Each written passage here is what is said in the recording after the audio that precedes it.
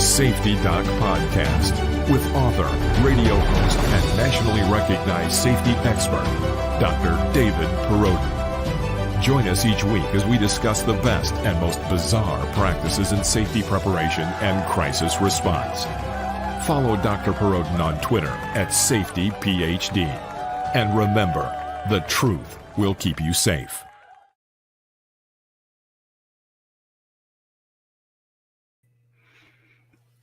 Welcome, everybody. Hopefully the mic is working. I'm getting a draw off of the headphones here. Things seem okay, but maybe they're not, so let me know. I reconnected everything, and I'm having some issues here with the desktop, but mostly with memory. I don't think it's with the audio card, but the desktop is going to be rebuilt in a month. I'm actually going to schedule it when I know that I'm done with everything for all of my university work, and kind of everything is like behind me. And I can have a week or so, for that to get work done, and then bring it back down here and kind of set it up for what I want to do. So I don't want to give up on it quite yet, so I'm keeping it going, even though it's down to one fan is working, so it heats up, although it doesn't get very hot down here. But yeah, I do have my laptop, which I could press into service, and I might need to do that. But yeah, so sound is good so far. Well, thanks, Andrew. Sometimes I think I just have to it's USB, so I just have to reconnect every once in a while. And also the system isn't at its strength right now.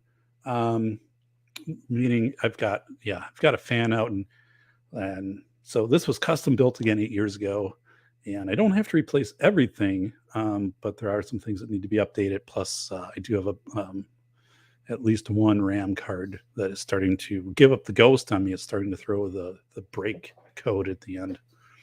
So never a good sign. It is Juan, the Aztec patriarch. So hey, Juan, hey buddy. And it's Bacon. Oh my goodness, look at this. It's Solitude Surfer, it's Zippy, it's Toy Town. Oh, it's Andrew. Wow. Good to see everybody here. I appreciate that. So the show's doing well. So yeah, we've kept the Monday format going here for, I think, pretty much all of the year. Maybe missed one or two Mondays because of other things. But the number of subscribers is up, and also I'm getting closer to the 4,000 for the watch hours. So that is all looking good. So yes. Good. So a few updates here. One is it was 51 degrees today. Although that is a misleading number. 51 degrees sounds and feels really warm here in January. In May, that is cold. It was overcast, and I was out yesterday hiking, and so it doesn't take too long to get to where I can hike out of town by walking through town, if that makes any sense. To get to, there's hills, and actually this is a good time of year to do it, because otherwise it gets grown up a little bit. There's wood ticks and stuff like that. So, but we do have hiking trails on where it would be the east side of town, which I live. Then it gets out into, it's called the Ice Age Trail. Apparently it goes across the entire state. But anyway, I was able to get out and do some hiking, and it was great. It was, I always feel like I should be more attentive when I'm out hiking. I should know if I'm stepping on, this is an arrowhead, because again, this is all Native American settlement. We have effigy mounds within 10 miles of my house, and stuff like that. So, but I'm just kind of oblivious to it. We live in sandy soil, so when you hike, you're hiking through sand, which takes up a little more energy too. But I had my wool navy peacoat, military navy, peacoat. It's woke chewy. So yeah, a 30-year-old which has to go into the dry cleaner, by the way. But yeah, I was in over top a sweatshirt, a hooded sweatshirt, and I had a winter hat on. And I mean, I wasn't sweating.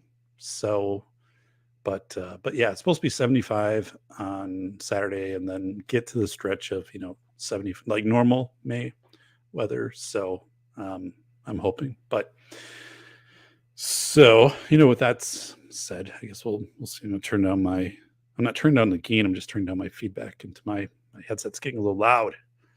So, talking about headset, and let's do a roll call here. It's Woke Chewy. It's Woke Chewy. I want to say Woke Chewy. Sorry about that, Chewy. Didn't mean to do that, but it was Woke Chewy. Appreciate you, buddy. Glad you're here. So, our good friend Bacon Maldito and Bacon from Inglewood, California, where they have the most recent Dismores IGA with the best deli, the best Wi-Fi, still very reasonable prices. You get a sack of subs for $4. So Dismores IGA. It's not an official endorsement by the show, but it is a passive endorsement. Dismores IGA, Inglewood, California. Welcome, Bacon. Good to see you, buddy. This is our good friend Juan, the Aztec Patriarch, coming to us from the Tenderloin in San Francisco. Juan. And Juan has his channel where he documents the homeless condition in the greater San Francisco area. Really a brilliant, how should I say, way to capture the structural and the human condition. I know that it's just, you can find Juan on Instagram. If you're able to post links out, Bacon or Juan, right? I think Juan, you have a wrench. Yeah. That would be great. And Juan also was instrumental in helping me get informed when I started to write the philosophy of information, because he was saying, hey, like it was March of 2020 and out here in, San Francisco, people were selling, their vehicles really, really cheap, because at the start of the pandemic, nobody knew whether it be, extra unemployment, government stimulus, whatever. So people needed cash. And that's where Juan was coming in and picking up vehicles where he said, just the tires on this thing alone are worth the asking price. And that really, was an indicator for me of, holy smokes. I mean, people are really panicked, right? And desperate for money. And Nick Schulander was also letting me know that he bought electronics, right? I think like a computer or a router or something. I don't know. It was probably like 4 PlayStation 5s or something like that. But, and somebody drove these like 80 miles to him, which sounds ridiculous, right? I mean, he lives in Washington State. But back then, gas was $1 a gallon, right? So, you wrap up a sale and it's like, okay, if you can give me $100 cash for, this computer, this laptop, I'll drive it to your door. So, but yeah, so, but Juan, actually, I wrote up a whole segment. I didn't include it in the book. And the only reason and it was with other things too, that kind of were, there was a section I was going to write about like the 2-3 weeks when people are just trying to sell anything, but I took it out of the book because it didn't really fit with the way that I put the book together. But it's a great segment, and I still probably will pull that together and use it for a journal article or something else that I do. So I wrote about around me the firewood index, right? So I heat my house with firewood, and I'm done doing that now. But I burned, I was crazy, like 15 plus cords this winter. And at the end of my property, I put all the ash, and then I will retrieve the ash when it gets to be, into June, and we get a string of sunny days and everything dries out. And then I'll start spraying it over the lawn as fertilizer. But right now the neighborhood kids go back there and they're like, what in the world happened back here? I'm like, I don't know, it looks like a big fire. Like, I have no idea. Like, I'm back and I'm like, holy smokes. They're showing me, hey, Mr. P, look at, holy smokes, what happened back here? They had, of course, just ash and that I kept putting out there in winter that I will now just retrieve and put on my lawn. But they were amazed. Like, they were just like scoping this out, trying to do like a forensics thing on it, trying to do like an arson investigation. I mean, they'll probably like string it back to me. I'll be in big trouble. But no, it's just, that's where I have a spot where we kind of put everything. Of course, like, we have snow in winter, so there isn't a risk of, and I don't put it out there on windy days, but I do have a place that I put the coals. But anyway, um, so yeah, let's go up here to, this is Andrew. Sound is good so far. That's awesome. Thanks, Andrew. Appreciate it. Still a timeless entrance. Yeah, I thought about what I would do to update that or make it a little different. I might do like an alternate intro. I still like that one though. I still do. There's something kind of dramatic about it, and that was RJ Jones did the artwork for that, which is I feature it in a lot of my branded materials. So yeah, I don't want to go away from it soon. Actually, it would make a great like t-shirt, right? I can get on spring tee with everybody else, but that would make a cool shirt. So I do have all the rights from that too. But anyway, this is my good friend Zippy. Hey, any storms by you tonight, buddy? I've been watching the national weather, and I think it's getting a little spicy where you're at right now, but maybe I'm wrong with that. So, but anyway, I'm wishing you well. And Toy Town, hey, buddy. Linux is like bad Gatorade, or the water sucks, right? The Water Boy. So hard to believe that movie's been out like 30 years or something like that. So I think I've done the shout outs here to everybody. Here's a shout out to StreamYard.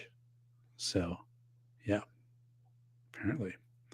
Let's go back to Jim McIntosh. I'm a late little subs, IGA. Nice. Ah, good. Jim McIntosh, welcome.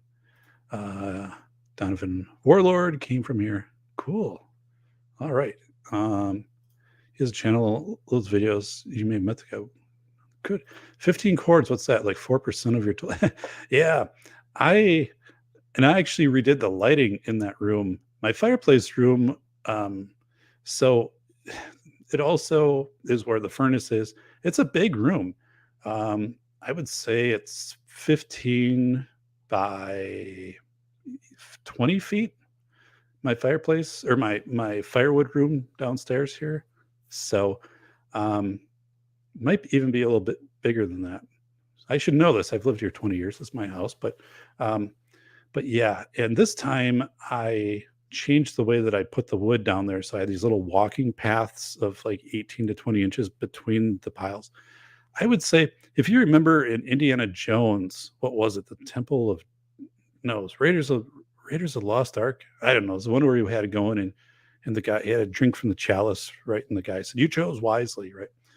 Where he approaches, he's coming through. I should know this. I just don't know it at the moment, but he's coming through, and those big walls are up, the granite walls, and then he, I don't know. I'm doing a horrible job describing it, but you probably have seen the movie enough, and you get what I'm talking about. But it was like that. You would walk through, like Petra. You would walk through, and there's not much light down there, much natural light, especially when you stack wood within 8 inches of the ceiling. So like the whole thing was just crazy. And then I'm crisscrossing things and making it stable, because the last thing I need is it to collapse, right? That would be a big mess. But I've done this for many, many years. I'm pretty good at it. And but yeah, it was insane. The way that the firewood was down there this year. It was the most I ever had. But yeah. So yeah, 15 cords is a lot. And I have about a half cord of wood total left. I probably could have burned it out. So the thing is, like, I like to keep a little bit of firewood in supply. Just if we get, like a rainy 50-degree day in June, or, September hits a little early and I haven't got my wood. Usually like end of September, I'll start to bring wood downstairs. But but yeah, I went through a ton of wood, and I have to go and shut down, the fireplace, right? Which is the burner.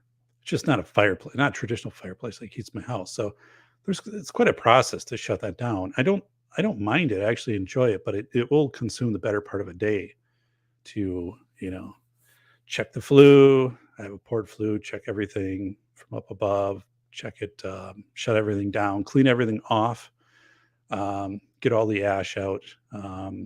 And then there's the glass windows, which take a little while to get those all cleaned up and stuff, and then shut everything down for the season.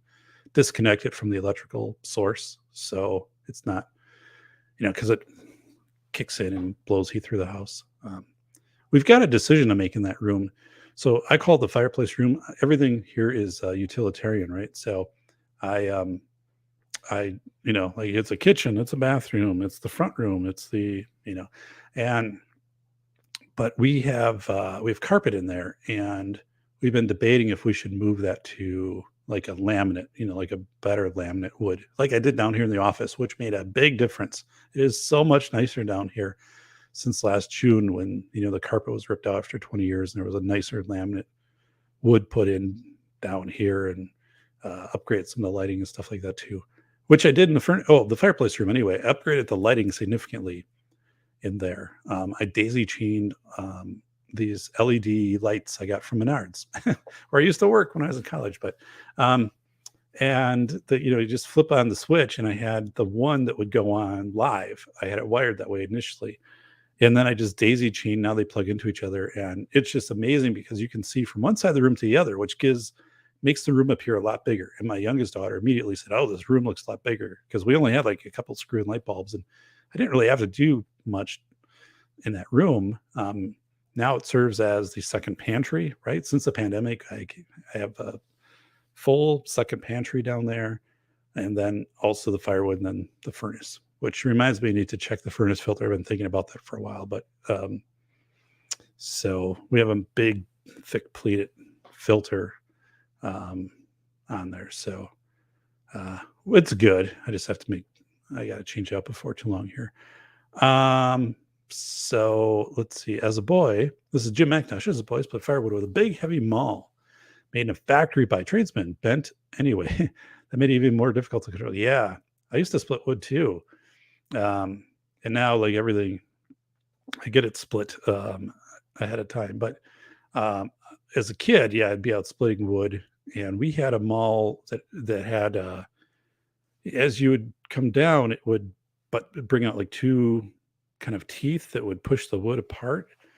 It was really weird, and it never really worked that well either. But yeah, I have plenty of small, heavier axes. So if I need to split something down, but typically, like, I'm pretty good with all of that. And then there is a kiln, a drywood kiln, a couple communities over, and they sell basically their left, whatever they cut off the edges, right? It's before it's treated. So it's just as it's dried. So you're not getting anything that's treated. I'm not putting anything that's treated into the burner, right? But if I go, they'll fill up my trunk and my lacrosse, as it's like it's a huge trunk, right? So I just have to, put a few of those carpet pad type things down when you move, like to make sure it's, doesn't scuff anything. And then on the bumper, and it kind of takes a while to clean up, but they'll fill that thing up for like $80, and that'll take me through the entire winter for kindling. So, which basically is the equivalent of when I get home and get it all out, like 2 big round garbage containers, like you used to see at the end of the roads back in the 70s, those garbage, like 2 of those of small pieces of dried hardwood, which just work. Boom. Awesome. So really good stuff. Yeah. And I had my chimney rebuilt.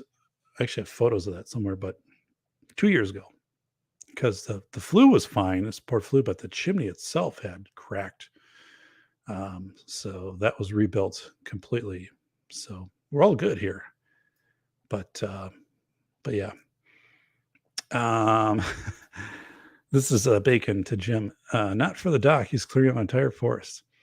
Yeah, it's it's pretty crazy. Yeah, 300 square foot. That's probably about right. It might even be bigger than that. I should measure it. I think it might be bigger than 20 foot. I think the 15 is right. I don't think the 20 foot is right though.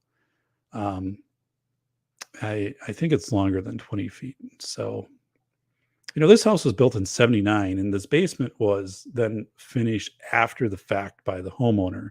So like all of the everything around me was probably put here in like 1980 and it very much has that feel. This wall still needs to be finished and stuff from last year.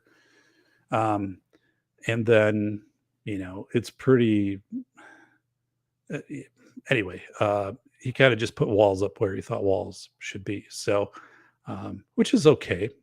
I initially thought when we moved here of knocking out the wall to my right and making that a gaming room and putting a big screen TV up. And it was a very viable idea.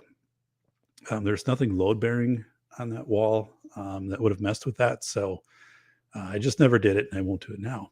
So that was the last crusade. Yeah, you're right, Andrew. So anyway, going through like the Petra, it actually had that feeling. One of my relatives from California came here and he had like his family and he took them downstairs and he was showing them all this firewood because where they're at they never had this and I'm like yeah it's the way it is, man. So the holy grail. Yeah, when I'm down there then I have to like fight a guy with a sword. He's much older than I am and I'm always able to defeat him, but you just have to be ready to go. So Jim is saying yeah thanks. Dr. Elsa Schneider is a smoke show. Who is that? Let's do a search over here. Elsa. I should replace my keyboard too. Keyboards just aren't. Yes. Oh, yeah. From the show. Oh, my goodness. Indiana Jones. Yes. Yes. Wow. 1,920 square foot of wood. So it's wild. I like to Cameron. So hey, buddy, I like to think of it as like the weight because all of the wood goes from my garage to my basement, which I take it down in canvas bags. So I spread that out over several days. I used to do it, when I was younger as a marathon thing, till work till it's done. But now I take my time with that. So yeah, it's not enjoyable. And the thing is like I can't really put like a podcast on and listen to it when I'm doing it because I'm going upstairs, I'm grabbing wood, and coming back downstairs. Like just you lose too much, right? You don't have continuity. I'm not wearing headphones either. So but yeah. Anyway, it's worth it. It's worth it. I knew the item, but not the film title. Those are pretty good. Those are great movies. And I think like the Karate Kid came out during the same time. Like if you go back into that 1980s run of movies, like Back to the Future, Indiana Jones, like the original Karate Kid kind of got mixed in there. Like that was a good stretch of movies. Rocky 4, we're just not going to see that again. So it's John Rice. Hey, it's our good friend John Rice. Welcome, John Rice. Good to see you. Good to see you, buddy. John Rice. Doc's family will not pass from a flu blockage. This is good. Right. Yeah. Yeah. Actually, I do have carbon monoxide monitors in the house. And even though like we had about 10 years ago, we had new siding, steel siding, hurricane grade steel siding, by the way, put on the house. And when they did that, they wrapped the house in the new, the house wrap stuff to insulate. My utility bills are really low, but the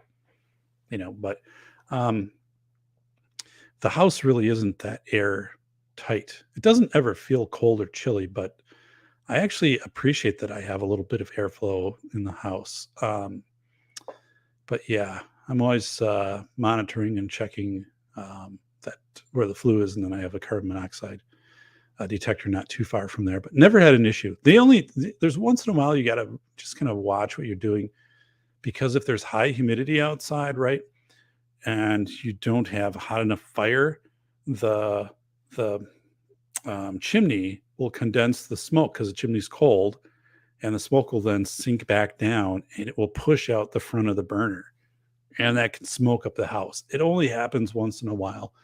And if it does, like I just got to settle everybody down. Not a big deal. There's nothing going wrong here. It's just, and thankfully we do have a screen-in porch.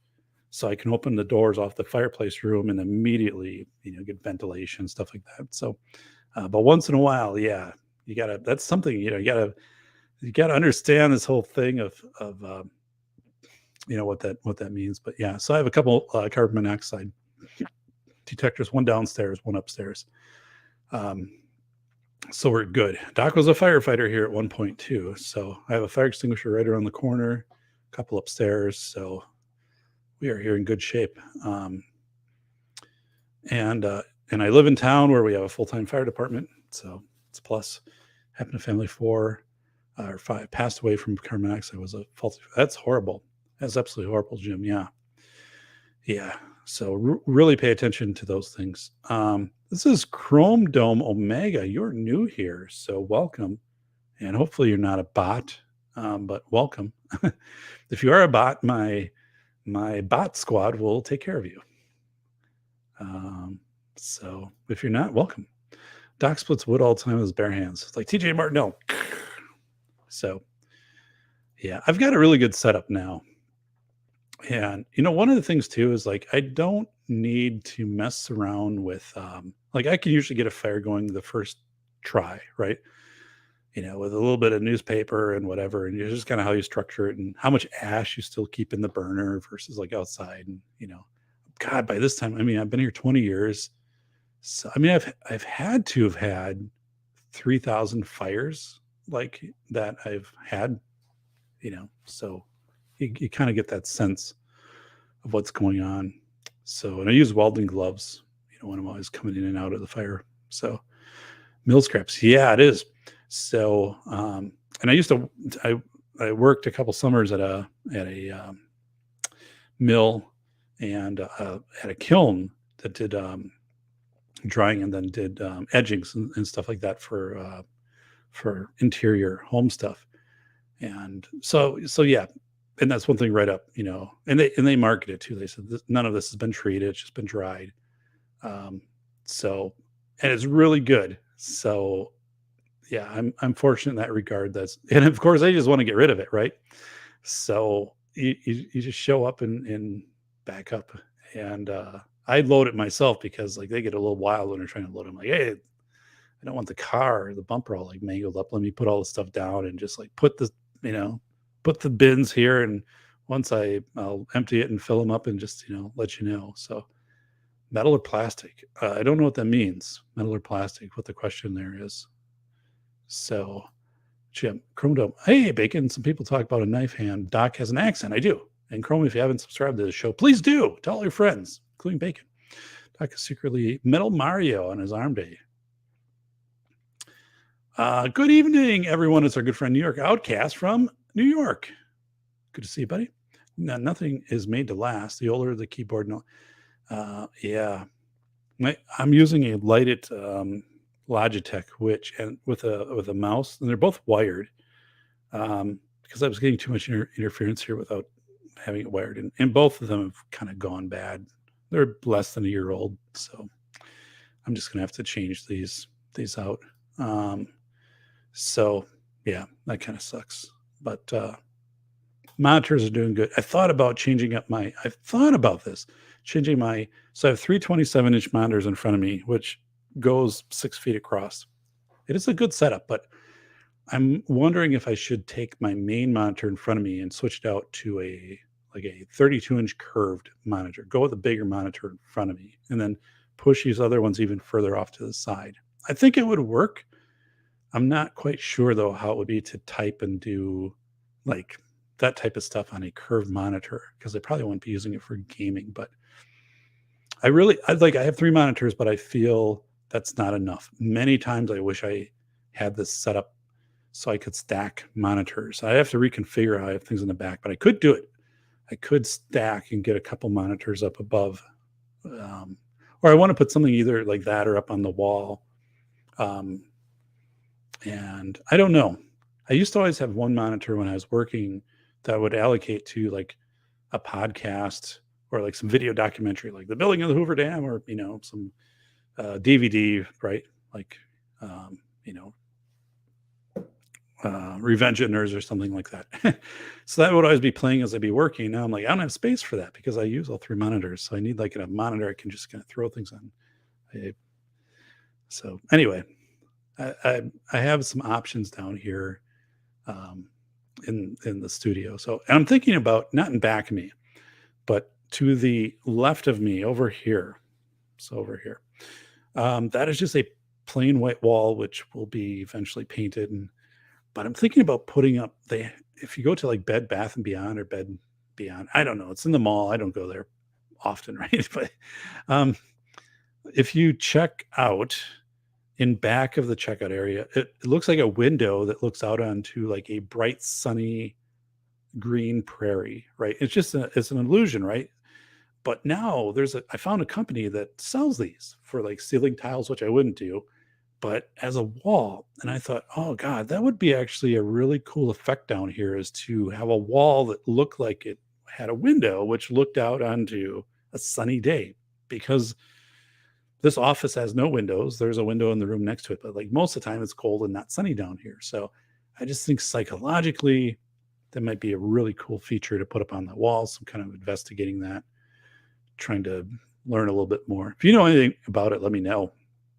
But I've kind of thought about like the wall in front of me of doing something like that too. But definitely the wall to the left, I think it would be a cool effect.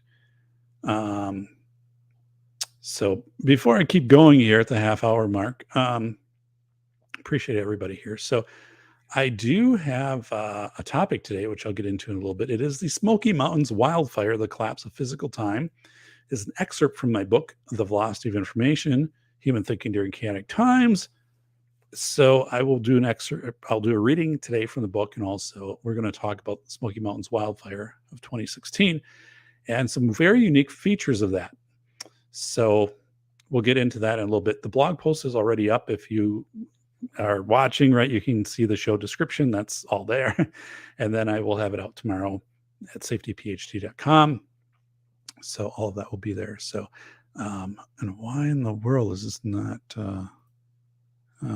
anyway, okay. So yeah, all that stuff will be there. So we'll get into that in just a little bit. Hey, it's Vanessa Kitty. Hey, Vanessa. Good to see you here. So Vanessa, thank you so much again, for your support of School of Airs, which was my first book. And, today I noticed that School of Airs is in the Chicago Public Library. So I do have a tracker where I can find where some of the books are, not all of them. But it is kind of it's a good kind of gauge for where things are at. And today it was showing in Chicago, so which was cool. And you posted an awesome review. There are now 50 reviews, which is cool. I always thought it would be awesome, once the book got more reviews, which is true. And my other book, The Velocity of Information, we'll go through both those in a little bit. Now is up to like 7 reviews, and that is rapidly showing up across the world. It's strange because half the sales for that right now are outside of the US. Like it's showing up in China, like at the University of Hong Kong and stuff like. I mean, it's in a lot of libraries in Britain, Germany, and so I don't quite understand that. Although my publisher is London and US, so but the book is really strong overseas. So. And it's strong domestic too, but yeah, really doing well.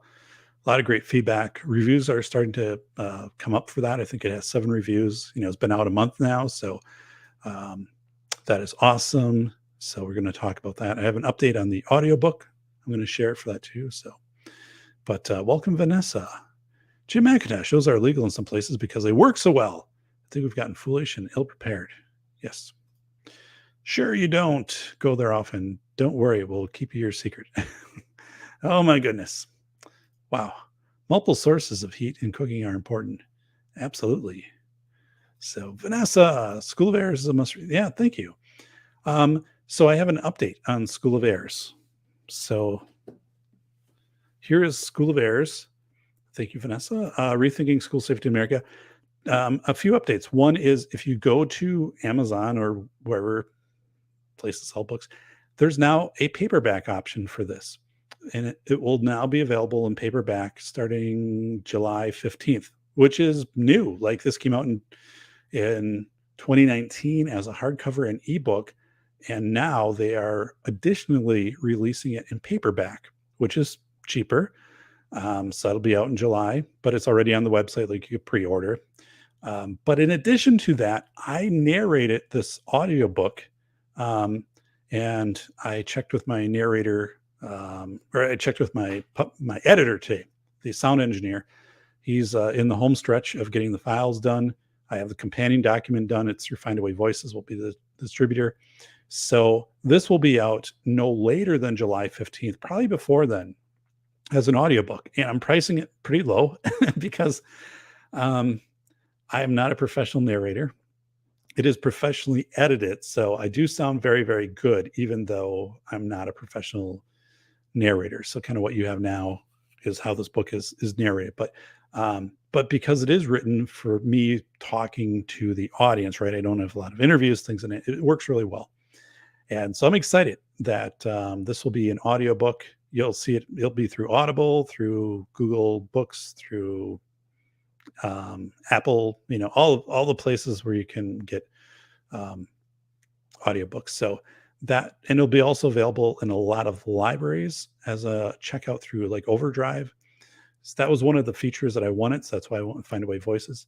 But yeah, so you will see this showing up as an audiobook option on Amazon pretty soon. And that's really cool because, again, I narrated it from start to finish in a sound studio in my hometown. And it has an awesome companion document when you download it. So that is all happening right now.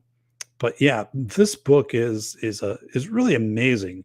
Not only, from a parent understanding how school safety works and how these kind of school functions work, how do schools make decisions, but I branch off into these areas of September 11th, right? And 9/11 and the harbor rescue in New York, how that happened, 500,000 people in 9 hours, how that rescue happened, right? Nobody ever practiced it, yet it happened.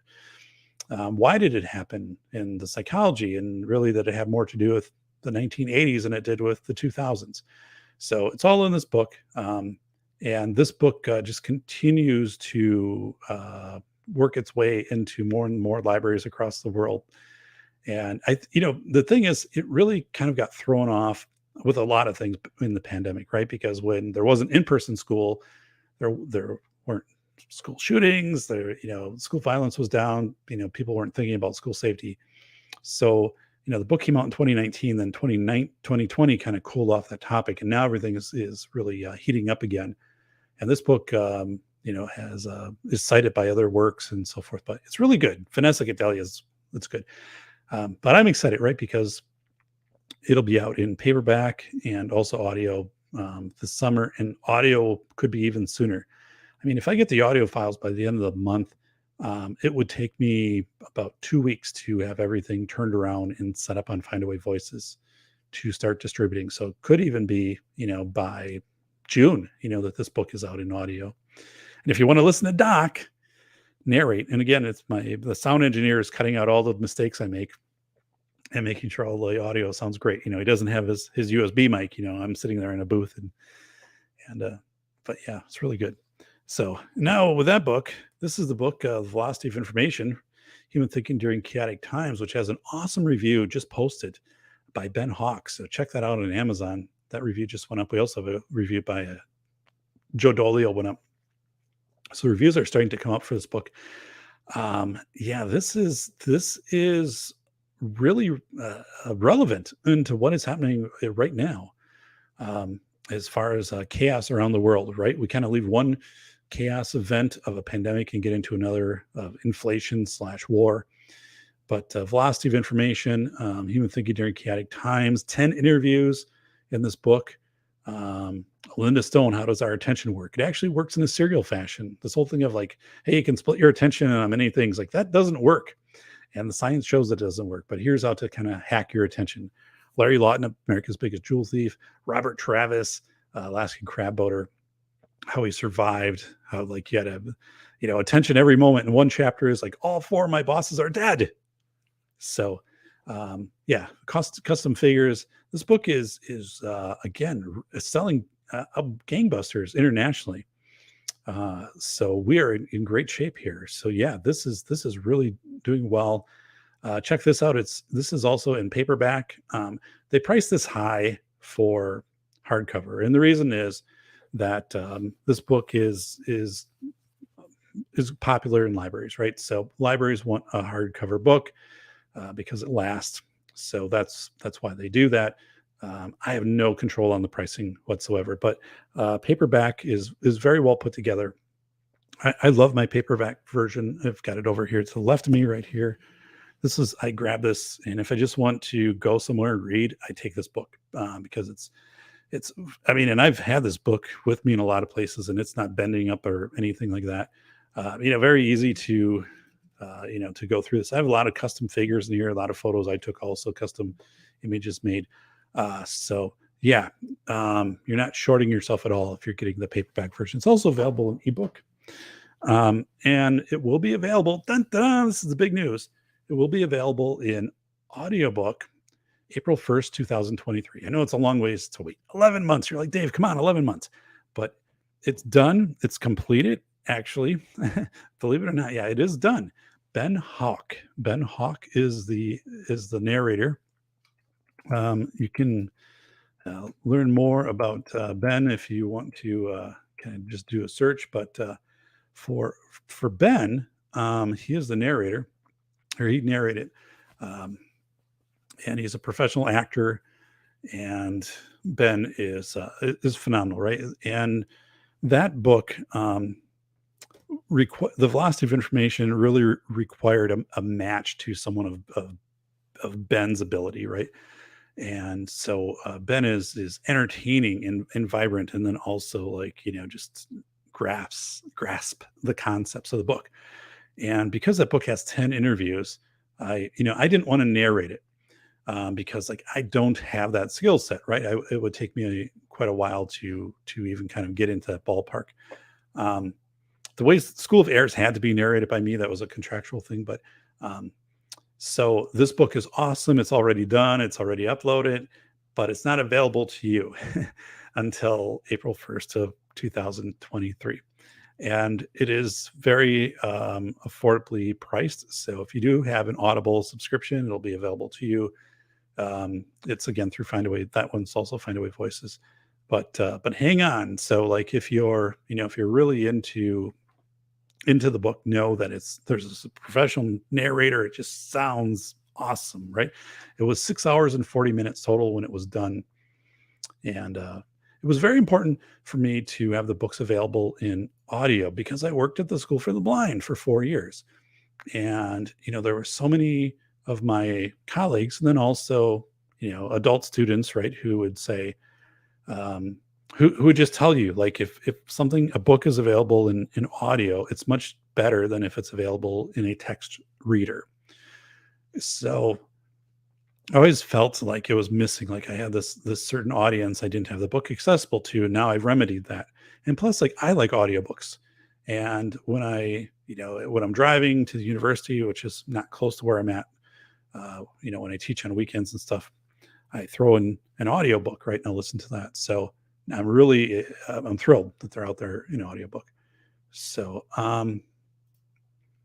this is Jim, New York Outcast. Aren't those little sterno stoves pretty okay if you have some air leakage? I know not really hot enough to cook, but hot enough to warm up. Yeah, I need to look into that. Sterno is used to heat. Yeah. Open flame, you must have good ventilation. Yeah. Ben Hawk pokes a Bob '07. Oh my goodness. Yeah, in a jam or even candles if done right. Lots of videos show how. Would definitely want the area heated as possible. Okay. They work well enough for MREs. Yes. Meals ready to eat. I've used soda can stoves camping many times. It works in a small tent or tarp. You got it. Absolutely. So yeah, all good stuff. So I have next to me, it was a little archive moment, but so this is School of Airs, and the only spiral bound, not the only spiral bound, is the only spiral bound version I own, But when I narrated the book, I had the spiral bound version and my sound engineer. So as I would read it, he would be turning page by page and tracking along, and then he would give me feedback. Right? He'd be like, "Oh, hey, can you? I want you to reread that sentence because you missed this word, or like really hit the diction, really hit the last syllable, and whatever." And then I was reading off of an iPad. It was the same document was presented on an iPad, but then I would go back into this one and I would kind of like practice and take notes. But yeah, this worked out really well to do it that way. And so again, I'm excited those things are out there. So I remember he's come with a ration heater. You add water to the heater bag and keep ration meal in the bag with it. Gotcha. So, all right. And so what else do I have? Damn, we got all the pyromaniacs, fire experts here. Yeah. So let's yes. I remember being in firefighter training back in 1993, and there were multiple aspects to the field training, which I loved, by the way. But one is we had arson investigations, so we would be brought out to a site, right, and then you would have to investigate it to try to find the origin of the fire. And I was always pretty good at that. I was good at two things. I mean, I was good probably at most things, but I was really good at two things. One was arson investigation, and the other was sizing up a structure fire for how to attack it. Those are two really good skills of mine. And yeah, so kind of thinking back to that. But one day, so when I actually did so to get your firefighting certification back then, right? Back then, right? 92, 93, it got me years ago, but you had to do a class or multiple classes, which I did, and then take test. And then in addition to that, there was a physical test, which was there was a step. I don't know, it was 18 inches or whatever. It was a piece of wood. Yeah, step up and step down for 5 minutes or something with like full gear on. And then they would check your heart rate and stuff like that. The problem for me was like on test day, I packed, of all stupid things, a pepperoni sub sandwich that I made myself. So I already had heartburn through this whole thing, and then I think I threw up when the testing was done. I was just so sick because like you just do not. I don't know what I was thinking, but anyway, I passed. So, but yeah, it's bad. Don't recommend it. Do not recommend it. So, Jim's saying, "Hey, I heated up coffee with a candle on top of regular wood picnic table. Then a can with a can opener punctures and the coffee mug works well, but the mug handle gets too hot." Got it. And New York outcasts. That test place to get them. So I would actually like to get some MREs. So let's do this. Don't go anywhere. And I'm going to then go through and we'll do our reading from the Gatlinburg fire. We're going to do it from the velocity of information. I'm going to do a reading here, and we're going to talk about the Pigeon Forge and Gatlinburg fires that occurred in November and December of 2016. And so Gatlinburg it's in Tennessee, it's about 4,000 people, and Pigeon Forge is next to it. And Dollywood, right, with Dolly Parton is right there.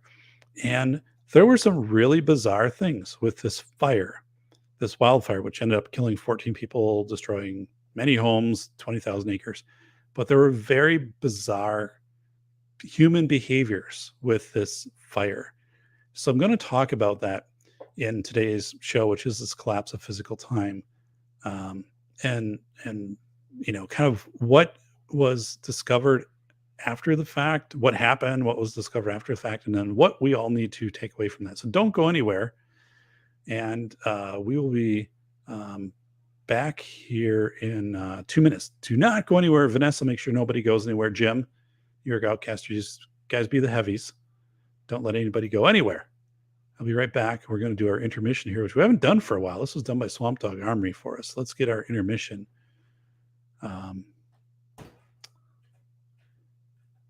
So, all right, I'll be right back, and keep everybody in here. Thanks. Yum, yum. It's time for a tasty and refreshing snack.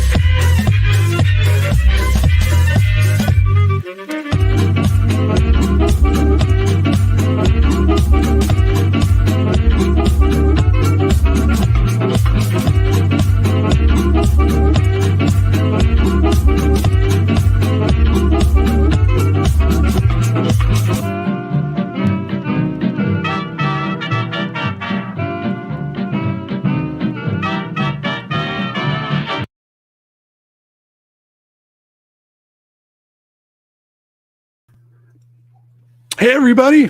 I hope you enjoyed that. That was from my good friend Swamp Dog Armory. I haven't showed that for a while, so I appreciate that he did that very much.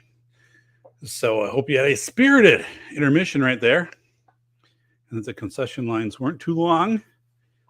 I could go for probably 2 to 3 brats with relish. That'd be awesome. And probably some French fries. But okay, so let's get into the Smoky Mountains Wildfire. So let me read what I have here, and then we'll talk more about this. But let's get into the Smoky Mountain Wildfire. So it is legally recognized that time is cleanly divided into years, months, weeks, days, hours, minutes, and seconds. Okay. But in certain chaos conditions, the construct of time might distort and collapse into what is known as a flow state. Meaning, like, people do things and they're like, I just don't, it just happened. Like, I just, I went over and this car was on fire, and I just lifted it up and got the people out. Right? It's flow state. I don't remember a time.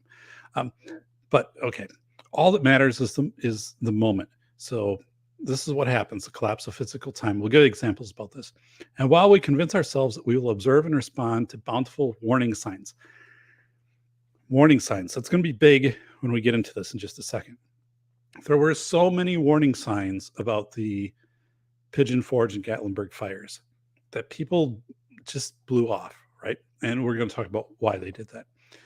We'll learn that the physical time is a hard bifurcation that appears obvious and avoidable in hindsight. Meaning, like things suddenly go wrong, and then it's like it's too late, right? So you have all these warning signs, and then things go wrong. It's a hard bifurcation point. It's like being out on ice, and the ice cracks and you fall through, but like it's been warming up, and the ice has been making cracking noise, and it's like I should have got off the ice. In this episode, Doc, hey, that's me, talks about the collapse of physical time and reads excerpts from pages 10 to 11 in the book, The Velocity of Information, Human Thinking During Chaotic Times by Doc. So Pigeon Forge and Gatlinburg, let's give some context in this. First of all, this is in Tennessee.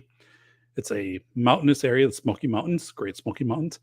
Gatlinburg, about 4,000 people. Pigeon Forge a little bit smaller, so not a lot of people. But a lot of people live in the mountains, right?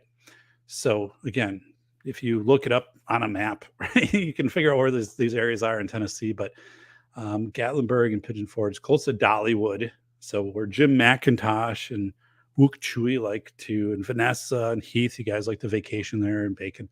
But yeah, so it's not very populous. There's not like a high density of population there, but people live in the Great Smoky Mountains. And one of the things with the Great Smoky Mountains, right, is it's mountains. You can have fires, especially when humidity drops and things dry out, drought. So that all played into this. So Eastern Tennessee, there were 14 people killed and multiple properties completely destroyed, 20,000 acres wiped out for the fires that occurred in November and December of 2016. So I want you to put your mindset right now. You're with me. Hey, Heath. Welcome, buddy. Give Heath a Heath. So,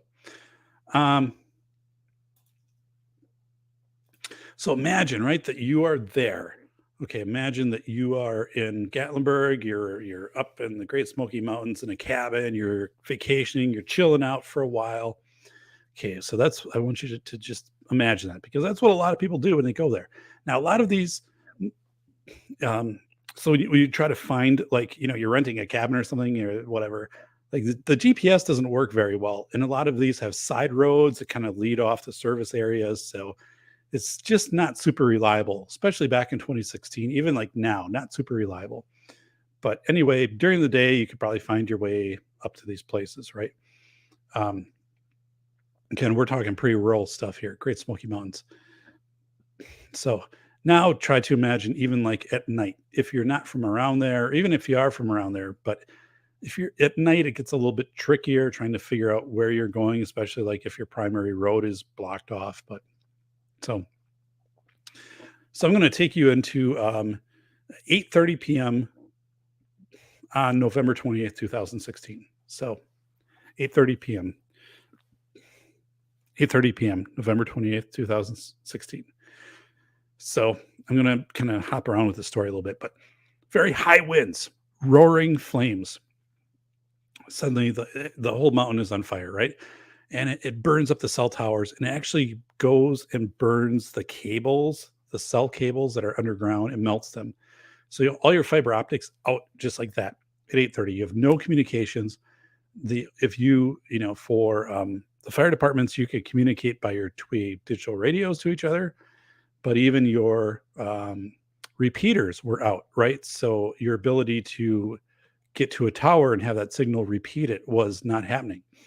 So you had very limited communications, and communications going out to the public were pretty much non-existent at that point. Like everything just cut out. It was that intense. So let's kind of back up. How did things get to that point? So November 28th, 2016. Again, and people didn't think this was going to happen. Um, lulled into a sense of security, false sense of security. So Emily Wolpole, who is a NIST scientist, she studied the incident. So I went through her report and I wrote about this. Again, this is from the Velocity of Information, the collapse of physical time, right? And she said, something was very perplexing as she and her team were studying the Gatlinburg Pigeon Forge fires. She said, this wasn't like this didn't just happen. There was a fire that was started by, I think it was teenagers, right? There's still a court case going on with this, and I'll get into that a little bit. But so at the top of the Smoky Mountains, there's a, let me try to bring up an image here. So Smoky Mountains, jeez, fire image. Okay, a lot of this is at night. Okay, so yeah, let's bring up this one. This is from the Smoky Mountain News. Let's do that. Okay, I'm going to share screen here, give you a context of what's happening.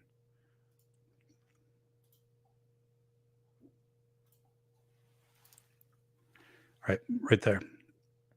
Put me down here. So they also have Art and Nature, apparently May 16th through 19th, if you're interested. But let's get to a bigger image here. I'm not. Dismiss this. Okay. So here's the deal. Let's take a look at this. So right over here, the fire had been burning for a few days. And it had been right at the top, right? And this is mostly stony up here. Stony. So there's was some speculation, right? Although like officials have kind of backed off of this now because it's being litigated. But there was some thought this would just kind of burn itself out. Fires have a tendency to burn upwards if they're at the top of a mountain. This is, again, was arson. So that is one thing as a firefighter, right? If you're ever on an incline and there's a fire below you, like that is a really bad setup, right? You have to, try to get over to the peak or try to get to some area that's already been burned, and set up a shelter, things like that. But fire usually doesn't burn down. It'll typically burn up. So in this case, and I was trained also in wildland firefighting, the thought probably was this was going to burn itself out. And there wasn't this big response to this either. And so this will be argued, right? But I've gone through, court documents and things as I wrote the chapters. So anyway, look what, these people are like, hey, like what's going on over here? And that was kind of the thought for 2-3 days over in Gatlinburg. They're like, there's a fire up there. It doesn't seem like a lot is happening. We're not getting much through the media. No one's knocking on our door telling us what to do. Could it spread, or is this like just going to burn itself out? We don't see tanker planes coming over, or like what's the deal here? So that's kind of the thing, right? This was the situation. Let's get this a little bit bigger over here.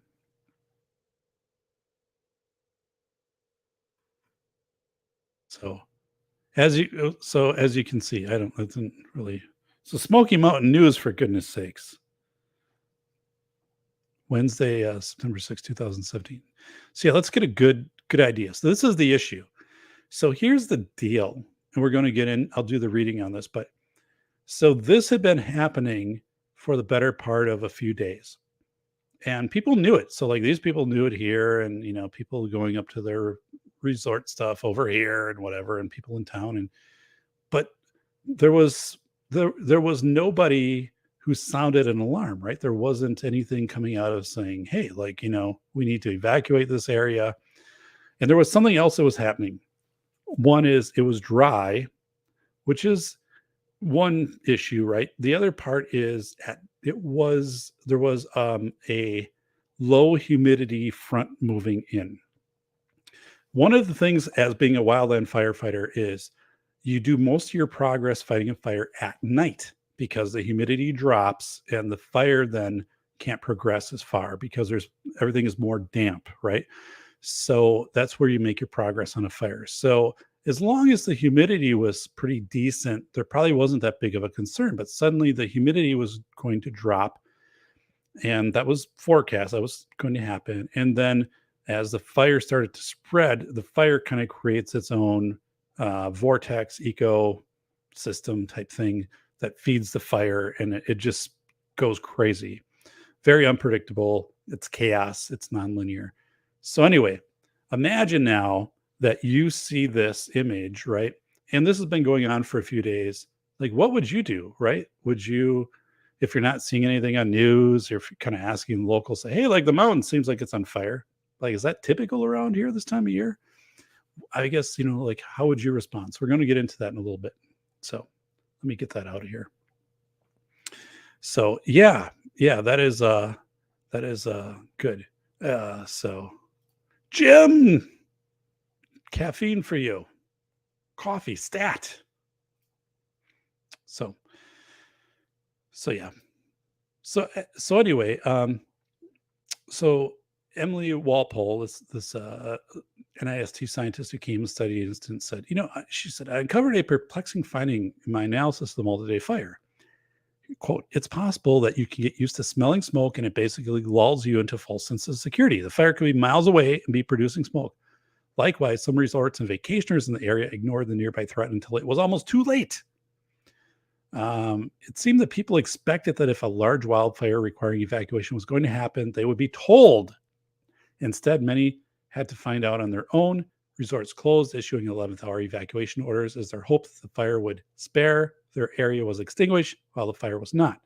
One such couple relates how it was not until they texted a picture of encroaching fire to their firefighter son, who replied for them to get out of there immediately.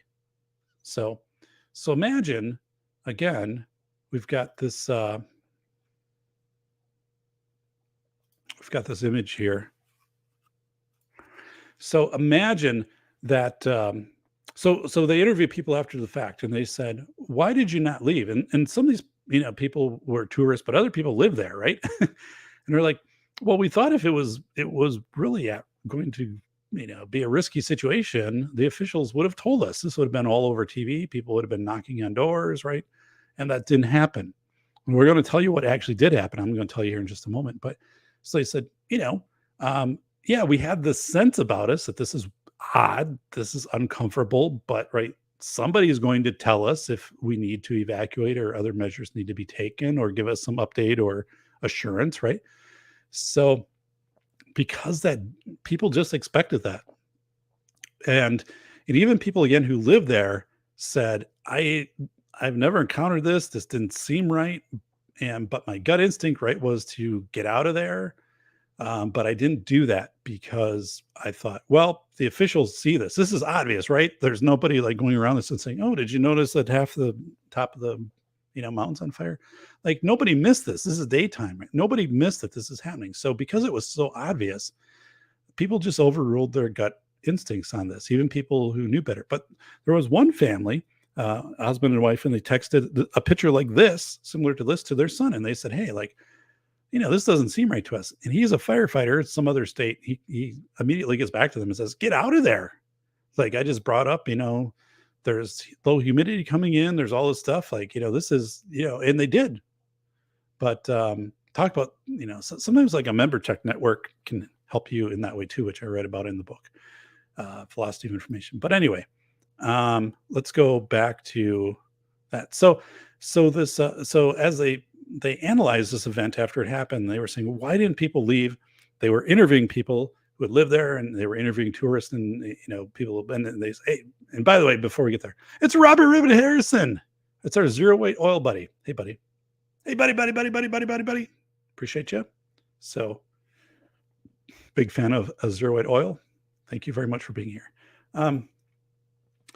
So that's the thing. What is the takeaway from this before we get into it any longer? If your gut instinct is telling you this isn't right, no matter if it's a wildfire or you're in some situation, you're shopping or whatever, you have something weird, you're on the interstate and you're like, something's not right. Get out, right?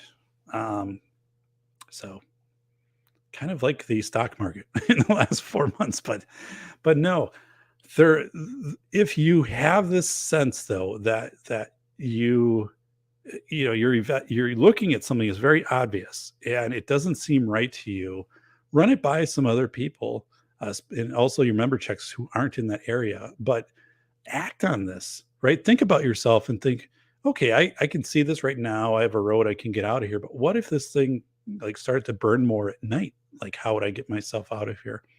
And again, that was the part where most of the people interviewed said, we just frankly expected that there would be very overt warnings, right? There would be sirens, there'd be people knocking on doors, there would be dynamic signage, all this stuff would be happening, this evacuation.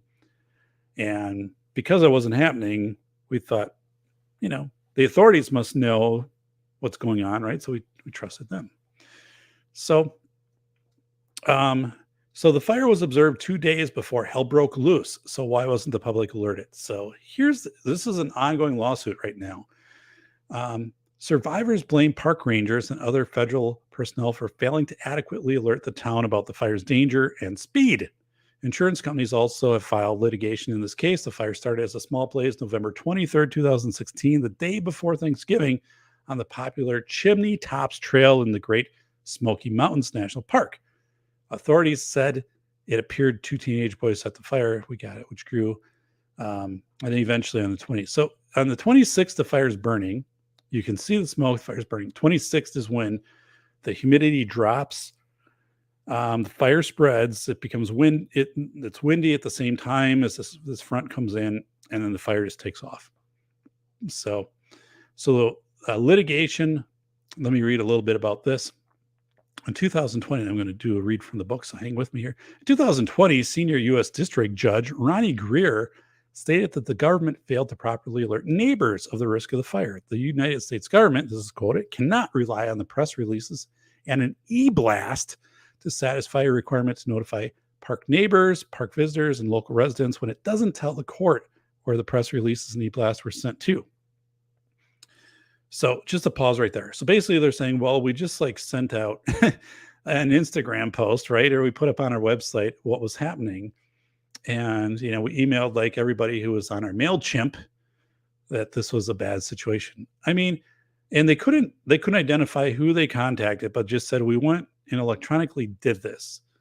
And the court, then the judge is saying that doesn't cut it, right? So Judge Greer continued. Likewise, the United States relies on the information posted to websites and social media accounts to satisfy the requirement. The problem with this argument, so this is where the local authorities, right, were coming in and saying, hey, we put it up on the website. We did those types of things to notify people. And the judge is saying, yeah, that doesn't cut it though, right? Because that's passive. And the people would have to go and check those sites. Are really not from, some of them, aren't from around there. This is a vacation area. The problem with that argument is the same as the problem with the press release and the e-blast argument. The information posted on the websites gave notice to the visitors of the park's websites. The Instagram post may have given notice to the people who follow the park on Instagram, etc. But posting information on websites and social media accounts is not the same as notifying park neighbors, park visitors, and local residents of all planned and unplanned fire management activities that have the potential to impact them. So basically, here's what they did. Is when we talk about they, like the Parks Department, the city, right? The people who were in charge of managing this fire when it was small as it kind of started to get larger. Instead of going up and down roads with sirens on, loudspeakers, right? Knocking door to door, doing those types of things, they went to their websites and they said, here's our Instagram thing. Like, by the way, this, the fire and the e-blasting on the park website. And again, those are passive, right? People have to go to those. So as someone who is a former legal expert witness, like that immediately doesn't cut it. That people have to navigate and find these sites. I mean, that'd be like, imagine like tonight, there's stormy weather across the country, like tornado stuff, that, instead of a storm siren going off in your tornado, a radio or whatever it is that has a tornado frequency that, alerts you and things like that. Instead of those things like blasting and notifying you, like that you'd have to log in and listen or, find that information like online, right? That doesn't make sense. Like close to my house, we have a tornado siren. That'd be like saying there's no tornado siren, there's none of this stuff. You have to go in and log in and see if your area is under a tornado warning or interpret, these. And again, so and how are people supposed to really interpret what information is up there? How current is it? How does it apply to them versus, the emergency services here coming together and saying, we're going to do a sweep up and down the hill. We're going to cover local media. We're going to be on, in addition to that, a radio. We're going to put dynamic imaging signs up. And, whatever, we're going to print off the flyers. We're going to tape them on every door up and down the hill, get it, whatever it is. And those type of things. They didn't happen. They're saying we did this election. And this is back in 2016. So like, even today you can, you have more access to things like that, but in 2016 you had less. And by the way, when this hit, right, when this started to burn down the mountain, it took out the cell phone towers and the telecom. So you're screwed. You couldn't access your phone, was connecting your GPS really was useless because there's smoke all over the roads. You didn't really like know where you were in space. So this whole thing was just horrible. But yeah, so that was part of this, right? Is this messaging going out? And there's a good point in here. Like when you're telling people very important information, it's where I write about in the Velocity of Information too.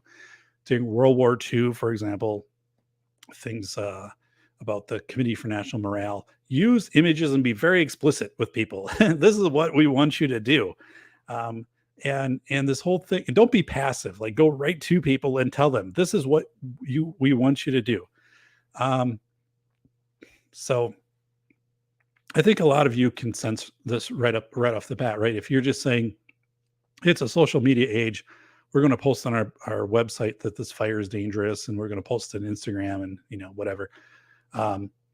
Immediately it doesn't make sense, right?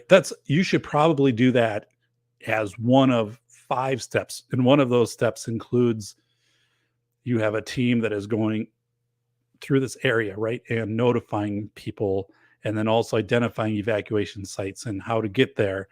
And I mean, all of that is being put out. One thing that was done, and I wrote about it in School of Airs, one thing that was done really, really well on the September 11th attacks was how New York communicated during a crisis situation. Giuliani, for example, every hour, like on the news, saying, here's a recap of what we've already said, and here's new information. Like, here's how to get out of the city, like Battery Park, get down to Battery Park, or, whatever. And that was really, really well done. So the thing is, this was really horribly done. So that's one of the things. If you are ever in a position to share critical information out to people, and I share this also with school administrators, for example, if something catastrophic happens in a school setting, I think an example I use is, let's say there's a bus accident, right? And parents are trying to find out, like, well, what happened and all this stuff. If you went first to your website and you're posting, here's the bus, there was a bus accident, this and that, like, you don't do that, right? You would have something of you would try to get the people directly involved in this notified, and then you can share out other statements, right? Even like if you would have said here that we have official press releases, or that you would have had like official, like a channel for people to subscribe in, like a radio. Again, like your power, the whole thing was real iffy here, but you're trying to get people out of here. You just can't say that we put it on our website and we put it on Instagram, and people should have gone to those sites and been informed. So that's where this lawsuit is hinging. People who are suing, right, on behalf of, relatives that lost their lives, people who lost property, things like that, saying, and so the government defense here saying, well, we notified you. You apparently didn't go to our Instagram page, you didn't go to our TikTok, you didn't go to our our MySpace, so you didn't follow us on LinkedIn. I don't want to make this sound callous on my part, but I do think obviously there was a recognition that, and they had to have this information, right, that the potential was there for this to go catastrophically wrong with the humidity dropping, the potential for this fire to just go wild. And also that this would be at night, which amplifies things because it's hard to navigate at night. And the possibility of communications cutting out, that you needed to go very aggressive on this very fast of getting people off of the mountain. And the thing is, like, I think people would have responded to that. So, but anyway, let's go back. Relying on smart devices. Many of us rely so heavily on smart devices on a daily basis when hell is not breaking loose. We have trained ourselves to assume that the technology that allows us to receive the information we need to navigate our home turf on a typically uneventful day will always work, whether it always has worked. This assumption is our Taurus, our normalcy bias. When your observations are mismatched to your technology, choose a course of action to get out of harm's way. So part of this comes to where and I'll come over to the chat here in just a second. The thought was people will go to their smartphones because that's how people get information. And also people thinking, well, if it's really bad, I'll just go to my smartphone, and I'll hit the GPS map and I'll, Waze, and I'll get myself down the mountain. I'll figure out where to go and all that stuff. But the thing is, like, this stuff isn't completely reliable. And we know it's not, Myanmar to Belarus. Like, we know that in Canada, right, government shut down internet access. We know that happens. So, just do not overly offload to your smart device. If something happened weird on your smart device, it got some weird virus and shut down, like, would you be able to function? Would you be able to find your way around? So let's go over to the chat, and then I'm going to do a reading actually from the book. Believe it or not, George isn't at home. Please leave a message at the tone. I don't know where George is. He's probably in Inglewood. Where could he be? Believe it or not, ask Jim McIntosh. All right. Here we go. Just found where I'm going to read. Please subscribe and smash that like button. We have 19 thumbs up. If you have any time when you're just kind of doing something and you want to listen to the show, there's 180 episodes. By the way, that's how many episodes were in Seinfeld total. The TV series Seinfeld had 180 episodes. This is 180, the 80th episode of the Safety Doc podcast, believe it or not. So, so kind of an exciting milestone here, 180. I'm looking forward to 200, and then who knows. But I think it's really like a credibility thing on a podcast. Once you get above like 100, but like 180 is pretty solid, right? And then I do the blog post for everyone. Every show's out there in audio too. If you just go to safetyphd.com, you can find every show, and everything's out there on Podbean. So it's all leveled. I run it through a leveler. So if you're just like listening on audio, or if you want to listen here on YouTube, or you want to like have a blog post that is about a 4-minute read of, hey, what was it Doc was talking about?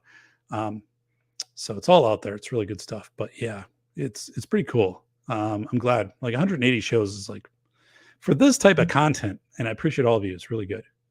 So let's go over to the chat, and then I'm going to do a read. This is our good friend to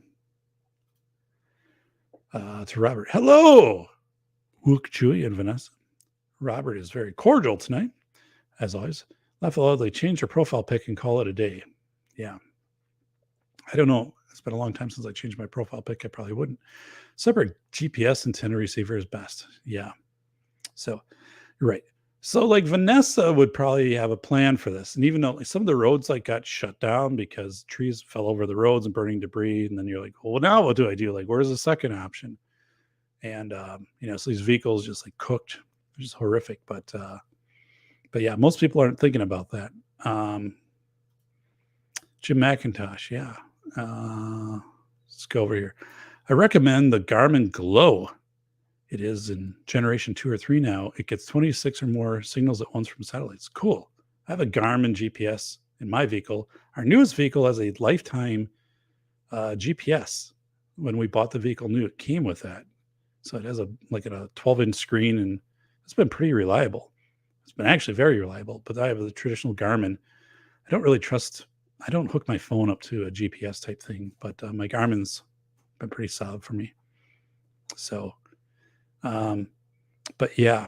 So the thing is too, like you have to let's put yourself in this situation. Like as people are coming down the hills and streets, Gatlinburg isn't very big, this whole area, So you have this, these entire streets are wiped out. I mean, flame is just coming across 80 miles an hour in debris. So people like don't know where to go. Like, what's your next option?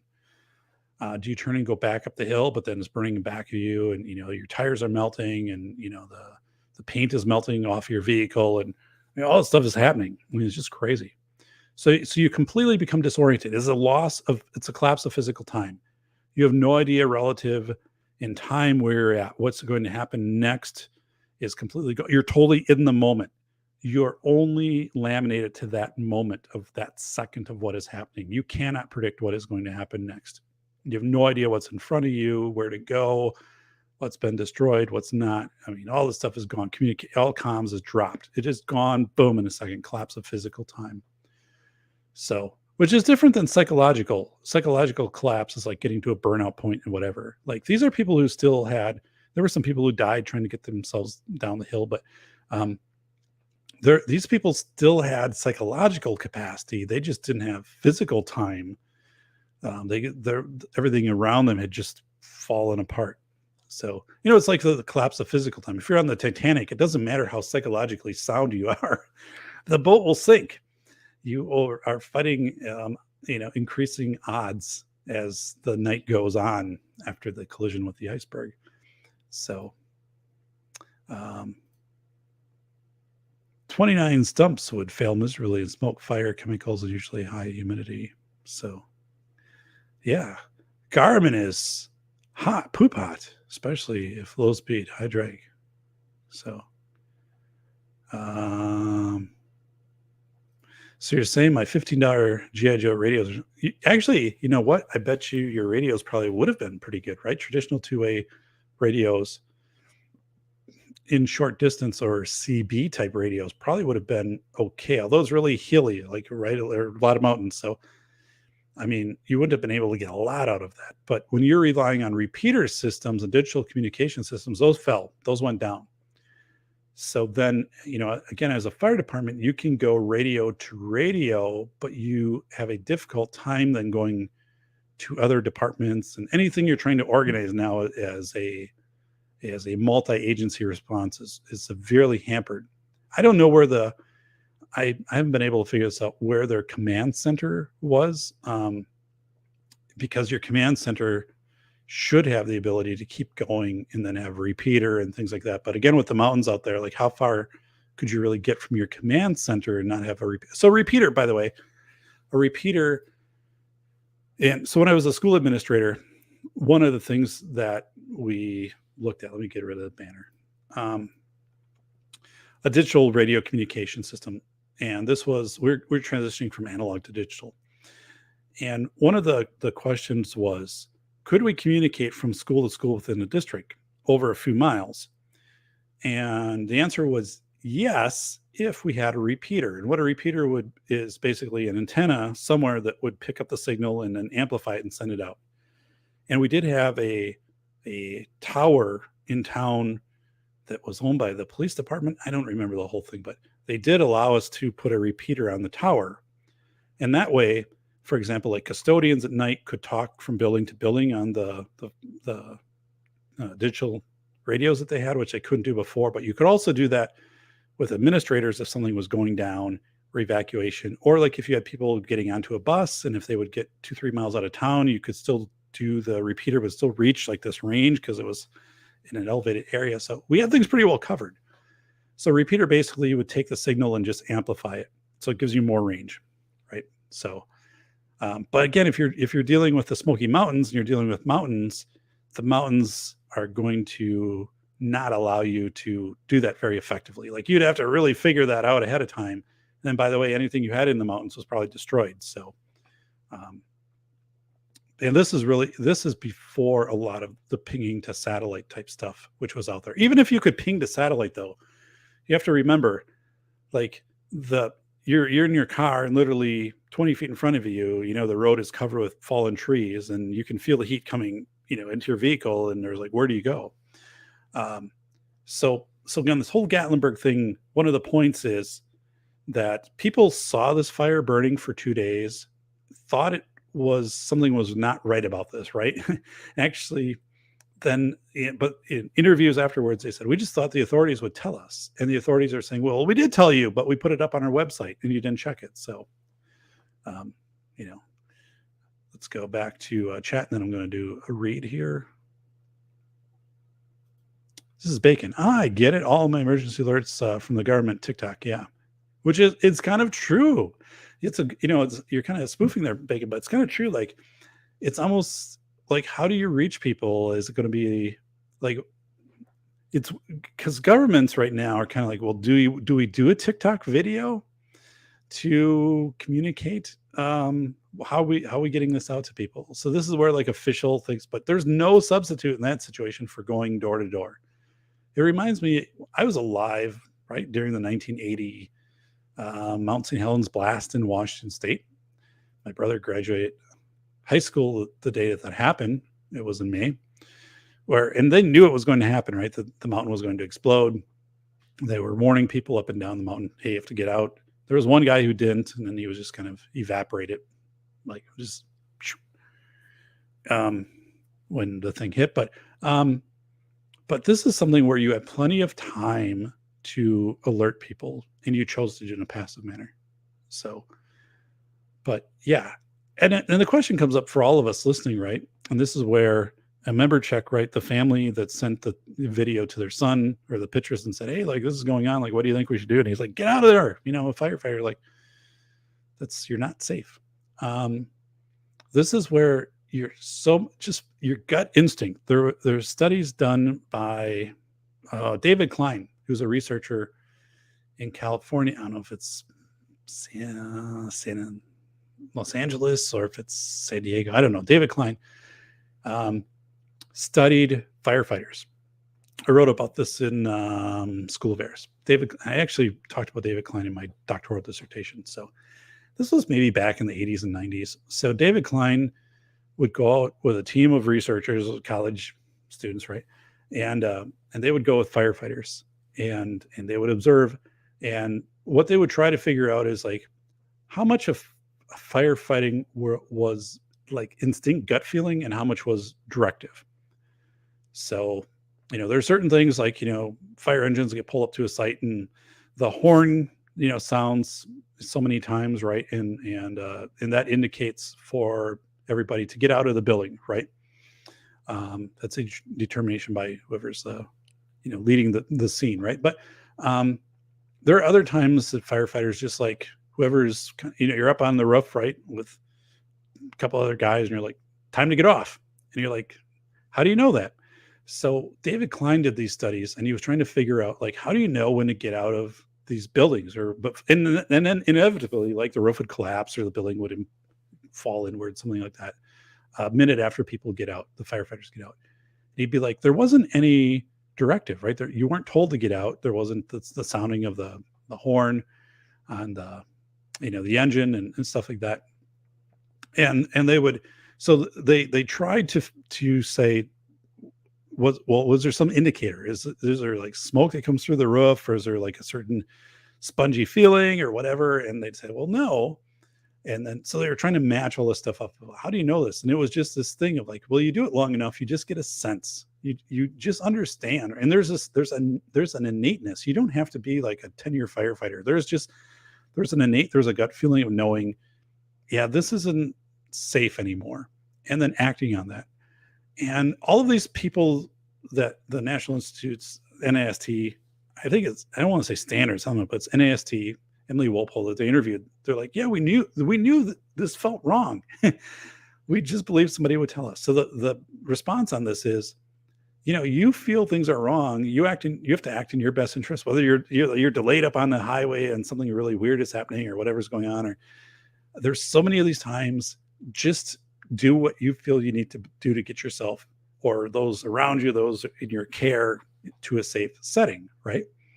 Do not default and say someone else is going to make the call. Do not do that. There was a time when I was a kid, it was in the 1970s, and we were out for a drive. It was in summer. It was really humid. And my dad, we're out in the country, And I think it's my mom, dad, brother, and I. And my dad was saying, the sky looks really weird today. Like I just don't think I think we should head back. And so I was probably, 7, 8 at the time. And we got back home, and this horrific outbreak of tornadoes hit like an hour later. Like there was a tornado within a block of our house. And it was just one of those things. Like at that time, nothing was going on. It wasn't even raining, right? It was still like semi-sunny, but it was this weird yellowish in the sky. And just I remember that. And again, it could be something you're trying to tune in the radio back in the 70s, like who's going to tell you whatever. And you could say, whatever, if it was really bad. But no, it was a sense. And that's the thing, right? Go with your sense, train your kids, tell people around you. If it's you, like run it by somebody, like, you have your camera, you can take a picture of things, or you can call somebody or say, hey, or whatever, like, hey, I'm on the highway and this has been going on and whatever. So I have this sense, like that whole member check, getting some feedback, but just also following your own sense in that. Yeah. What do you have to lose? Well, you have to lose like, getting away from your place for a day or two. And that would suck and all of this stuff. But if you're up in the mountains, but right. I mean, these are big things. Like if you're asking questions of what would happen if a fire spread around here and this road wasn't accessible, and you don't have an answer to like, what is the plan B? And like, who's going to come up and get me, or what do I do? Like, I can't stay in the building. I mean, that's one thing. Like if it's a tornado, right, you can go into a cellar and likely survive the tornado and come out, things would be destroyed. But like if it's a wildfire, you don't have that option. So you have to really extricate yourself from the area. Let's go over to the chat. I ignore most of the crap, too much drama. God, remember the all those alerts coming on the phone, presidential alert at one point. So it doesn't seem to happen quite as much anymore, but yeah. You got to be your own curator. And then you have to also, I think you have a responsibility to those around you, right? To let them know and bring it to their awareness, or at least to ask what they're thinking, or to validate them. I mean, we have neighbors who are in their 90s. And granted, like, we live in a city. So, I mean, but if there was something that was kind of acutely happening, I would want to make them kind of aware.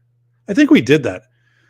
We had some very severe weather come through here a couple of years ago. And I think like during the day, like we started to have those dialogues of saying, you know what, it might be a good thing to bring in your, stuff from your yard, or like I can help you bring in your furniture from your deck, or, we can put it underneath or whatever, because yeah, it doesn't seem like this is going to end well today. And it did not.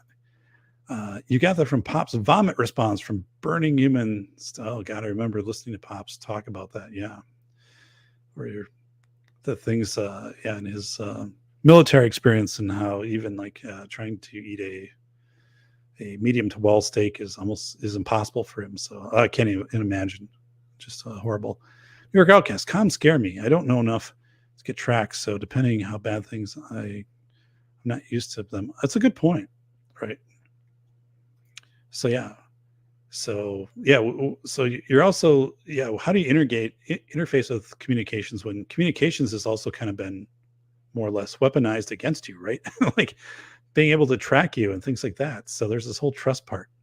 I wrote about that in the Velocity of Information. I mean, you'll pick it up right away in the Gatlinburg chapter and then kind of onward. But yeah, but still, like, again, we go back to Gatlinburg.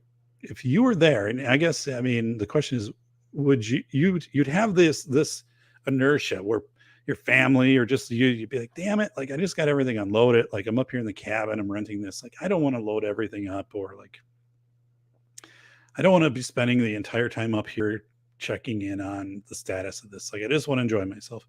There's another part of you which is going to be like, let's just get things loaded and let's monitor this, or like I'm feeling this is pretty dicey. I'm going to get a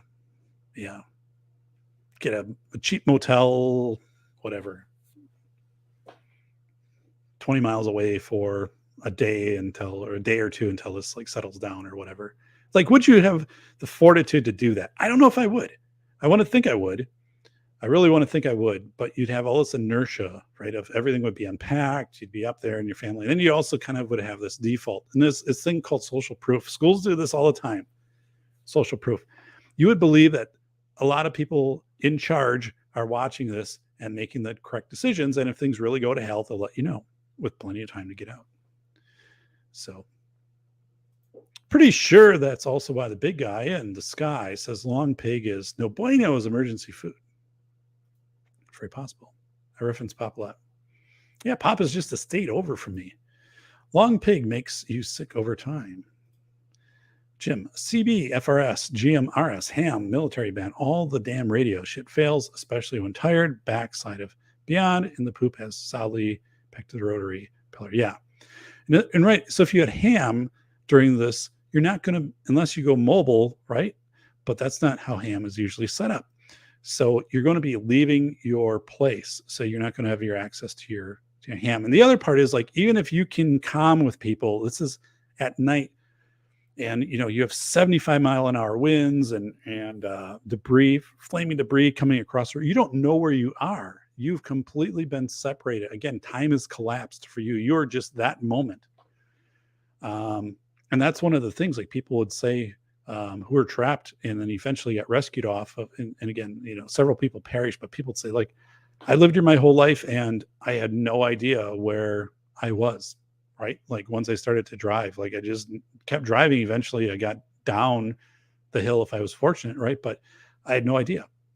You know, like you could have handed me a map and said, where do you think you are? And I'd be like, I think I'm here, and I could totally be in a different place. I mean, it is so disorienting so quickly.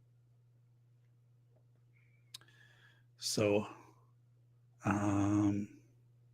this is a Chrome Dome Omega, new tech doc. They do make drones now that carry a signal repeat. Yeah, right. They do that. Now, could you launch that during the Gatlinburg fire? You had high winds. You're talking 75-mile-an-hour plus winds that melted cell phone towers. So the thing is, like, you wouldn't be able to do it. Like, you wouldn't have those readily available to launch. And I mean, because you're talking minutes here, how this is accelerating. So yeah, that is. And again, even if the technology completely told you where you were at and could guide you, the two roads, which your options might be unavailable to you. They could be completely blocked off, trees had fallen over them, and you're screwed. So, and if you drive up, the fire's behind you too. So like, what do you do then? Do you have a fire shelter? I mean, that's another thing. When I was a firefighter, we always had a fire shelter. Anything wildland, you always had a fire shelter, which is basically like this big aluminum foil tent. But I mean, it folds down really small, like the size of a wallet. And then you unfold it and you go to an area, hopefully, that has already been burnt. So you always, during a wildfire, you always go to black ground because it's already been burnt. It doesn't have fuel. At least it's not going to reignite, hopefully, as much. It still could have like a charcoal like type effect, but you put out this tent basically, and you hopefully it'll radiate enough of the heat, right, that you'll survive. Although, like, even in those scenarios of it, people still end up getting third-degree burns on feet, and you know, it's just not good. But I mean, at least it's something. You kind of dig yourself in. You're trying to suck air as close to the ground as possible while this passes over you. It's horrific. Like, it just is horrible stuff, man. So yeah. Sadly, yeah. And so you'd have to imagine, would people have these available? Do people have them right now? Like, I don't have this. So again, what is the technology available at the moment? And then also the thing is, like, you could know exactly where you were. Let's hypothetically say that. And you could be like, well, what do I do now? You know, the road's blocked in front of me. The road's blocked behind me. The dash is literally melting in the vehicle. What do? The tires are exploding. The propane tanks around you are exploding like bombs. That's what people would say after they got down the mountains. They would say, it felt like a bomb, and it would shake, you know, your vehicle when these things would go. Get with the program, is what they said back in high school. Darn right. Jimmy forgot the most important comm device. 2 cans and a wire. Yeah.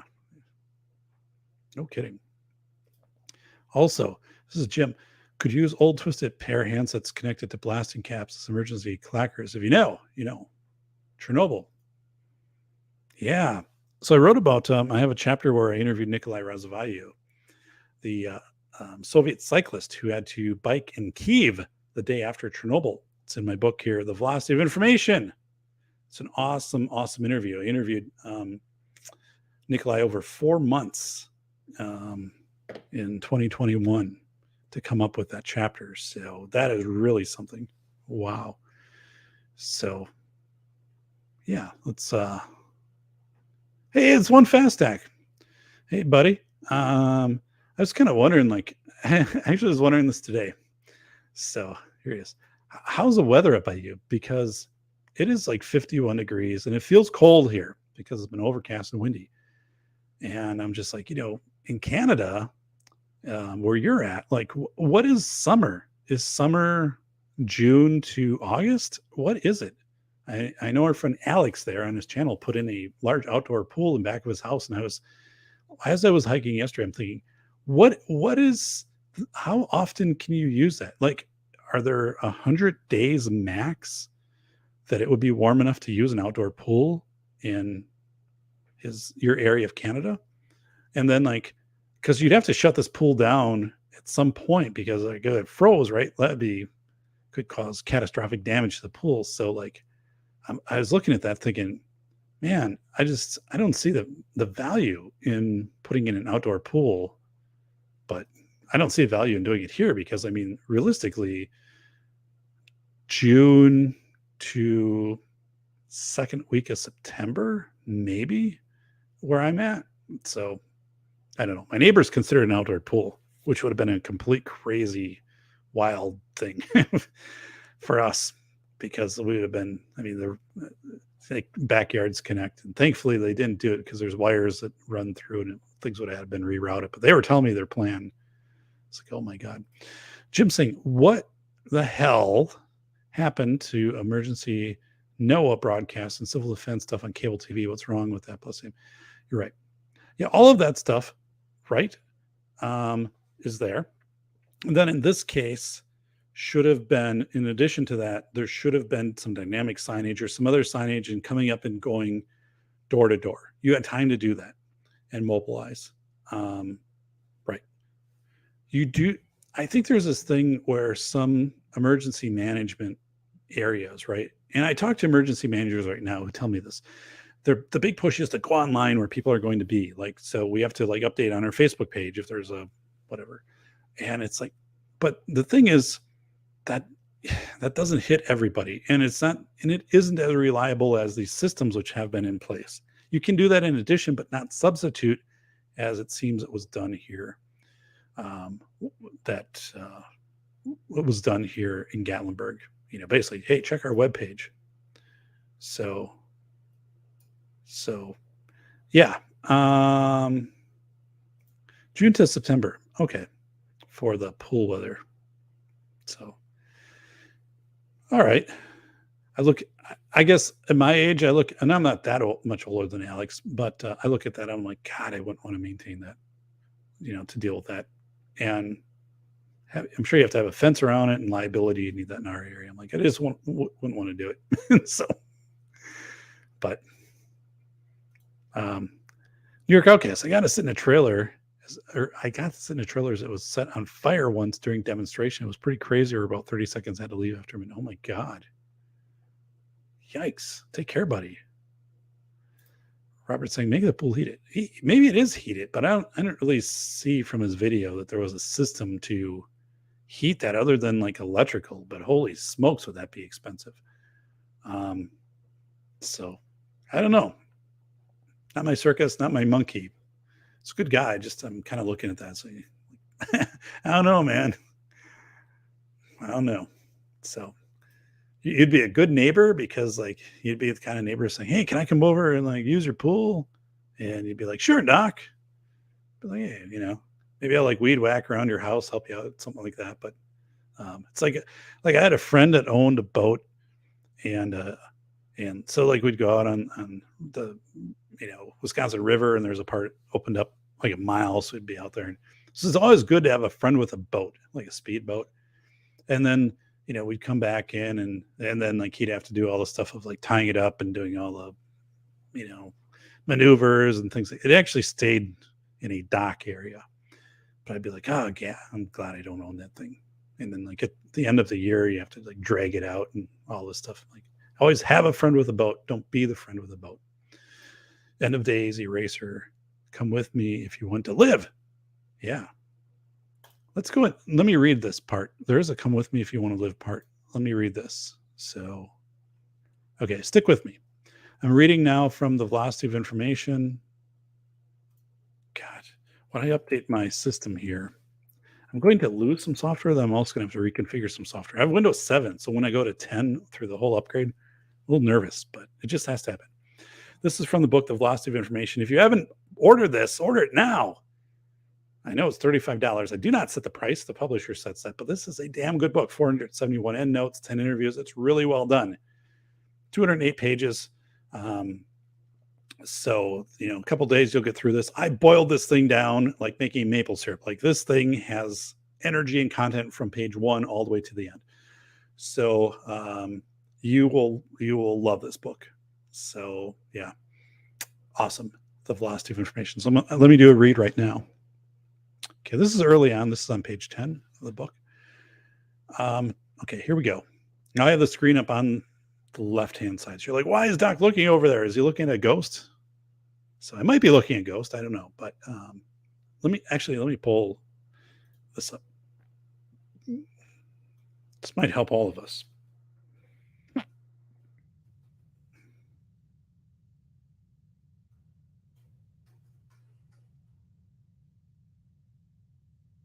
Let me do a little more here.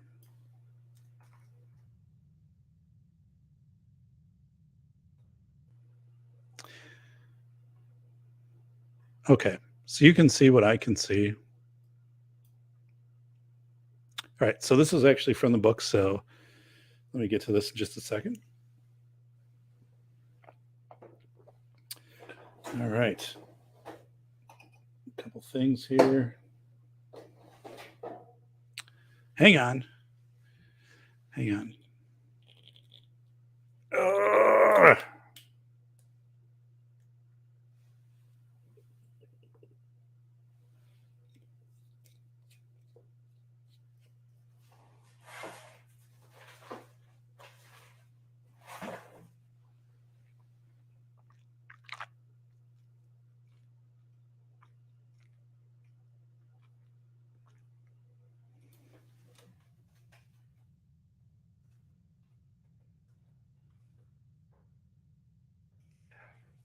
All right. Whoa. Happy mini spring showers from our good friend Media Hits. Yeah, we do have a lot of rain. We have removed ourselves from drought, so it's a good thing. Had a lot of rain. So I'm going to do a read here. This is on page 10 of the Velocity of Information, the book that you need to get. I want to check into Amazon in an hour, and I'll be like, hey, like your sales rank has improved because some of your listeners have gone in and bought the best damn book for 2022. And I'll appreciate all of you for doing that. And by the way, the audiobook that comes out April 1st, 2023, will be very affordably priced. It is professionally narrated by Ben Hawk, who you might have seen on 30 Rock and also TV show Manifest, which is, he did an awesome job with that. But anyway, here we go. 2 men living in the area experienced this reality when a single burning ember fell into their yard and made them realize they had perhaps misjudged the fire's proximity and degree of threat. Perhaps they expected more in the way of official communications and warning or someone to take charge and make a decision, but none preceded the smoke, the orange glow in the sky, or ultimately that ember in their brother's yard. So this gets into a point of a couple brothers living up on the mountain and no one's telling them anything. And suddenly like there's an ember that floats over and lands in their yard. They're like, maybe it's a little more serious here. The National Institute of Standards and Technology, NIST, found that less than a quarter of surveyed residents received any type of warning or had prepared an evacuation plan for their household. Emily Walpole, an NIST scientist who studied the incident, uncovered a perplexing finding in her analysis of the multi-day fire. It's possible that you get used to smelling smoke. It basically lulls you into a false sense of security. The fire could be miles away and be producing smoke. All right, let's get, there's a part I want to read here about the fires. I'll just keep reading. It was pretty close. Okay. Resorts closed, issuing 11th hour evacuation orders as their hope that the fires would spare their area was extinguished. While the fire was not, one such couple relates how it was not until they texted a picture of encroaching fire to their firefighter's son, who replied for them to get out of the area immediately, that their own perception of their immediate situation changed. In this case, or in the case of the brothers, brought to action by the appearance of the ember in their yard as sort of shot across the bow from the fire itself, they quickly packed some items to their pickup truck. They fled down the mountainside only to be stopped by a downed telephone pole across the road. The obstruction forced them to improvise and find another route down while propane tanks exploded nearby. So close, in fact, that they could feel the heat pulse in the truck as they breathed the smoke wafting in from the vents. During descent, they encountered a car stopped in the middle of the road, blocking it. The driver, an elderly gentleman who could not see because of the darkness and thick smoke, followed the brothers' taillights down the mountain. It seemed to be his last option. So that guy made it. Out of time, lost, confused, sensory deprived, and not only cut off from any help, but also from the ability to communicate due to nearby cell towers being destroyed or overwhelmed, the elderly man was fortunate that the brothers had been forced in his direction. Others were not so fortunate and never made it down. Many of us rely so heavily on smart devices on a daily basis when hell is not breaking loose. We have trained ourselves to assume that the technology that allows us to receive the information we need to navigate our home turf on a typically uneventful day will always work because it always has worked. The assumption is our Taurus are enormously biased. And again, two parts to this. One is, even if the technology works, these people knew, like the shot across the bow, something wasn't right. So even if the technology would say, you are here, here's what to go, and you're like, in front of me, there's like a telephone pole down and everything is flames, right?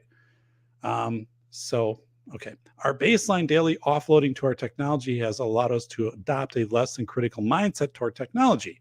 It simply never occurs to us that our devices, our smart systems, could fail to give us just-in-time control on a dark, smoke-filled night, navigating maze-like roadways and life-threatening conditions on a burning mountainside. Whoa. So, can I get off that? So that was the read. Hope you liked it. I enjoyed doing that. Ben does a much better job. So, now I kind of wish I could go back and re-narrate School of Airs, because I think I would do a better, I know I would do a better job the second time through it. Because after listening to Ben, like I took many pointers from Ben on how to kind of like, I would pause myself, but like in general readings like that, I thought that was a pretty fun dynamic reading. Ben does it again. The book is amazing on audiobook when it comes out. You will be amazed. So let's go over here to the chat. Doc uses potion of eloquent speech. Wow, thanks, Chrono Omega. So, I use the word informed a lot, and I never used that until my doctoral program. And my advisor used it a lot in our discussions, and would want me to use the word frequently in my dissertation. Like, these findings were informed by a literature review of this or a discussion with this researcher. So I kind of use it a lot now, and it throws people off a little bit, like in day-to-day conversations. But they also kind of think it's cool. So I'm not trying to impress people or anything.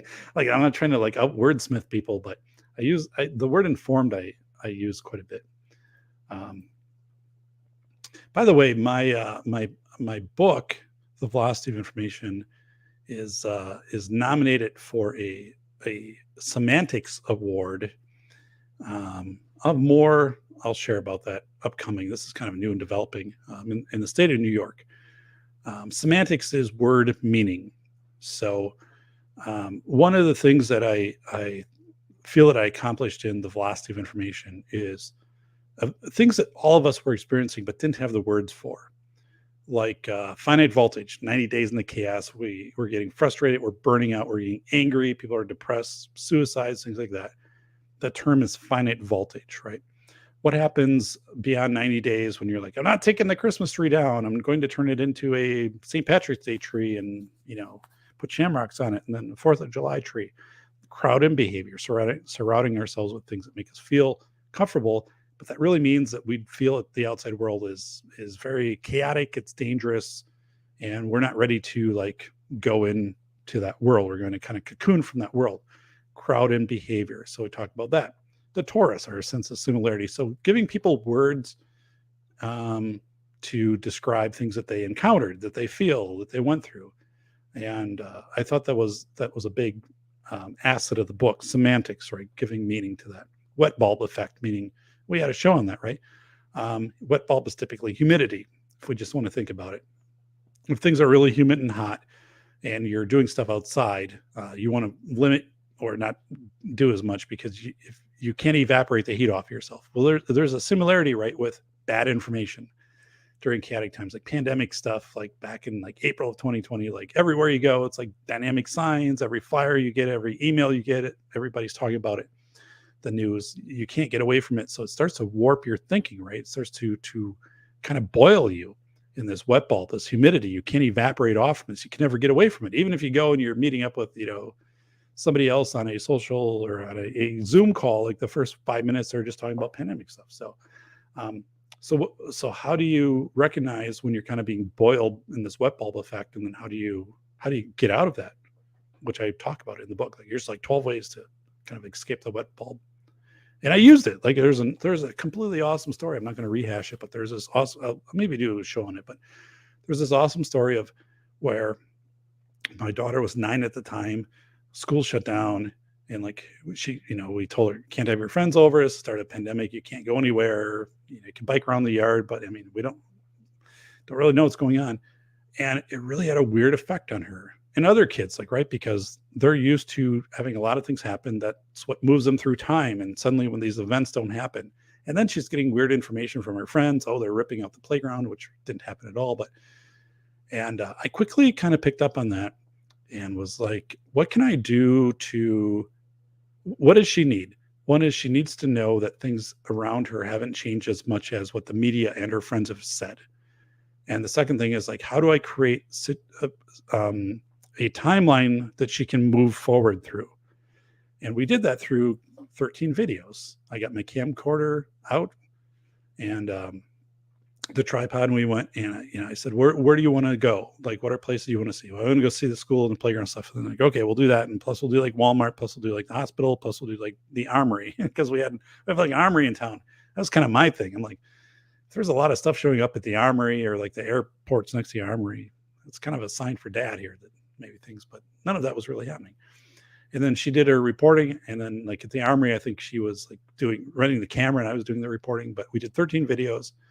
And we never made those public. That wasn't for public, but we would come down here in the studio and then we would edit these videos and do little like weird effects and stuff like that but we would date those. And right. So then she compare one to another, next one to another. And that was a good way to transition her through chaos.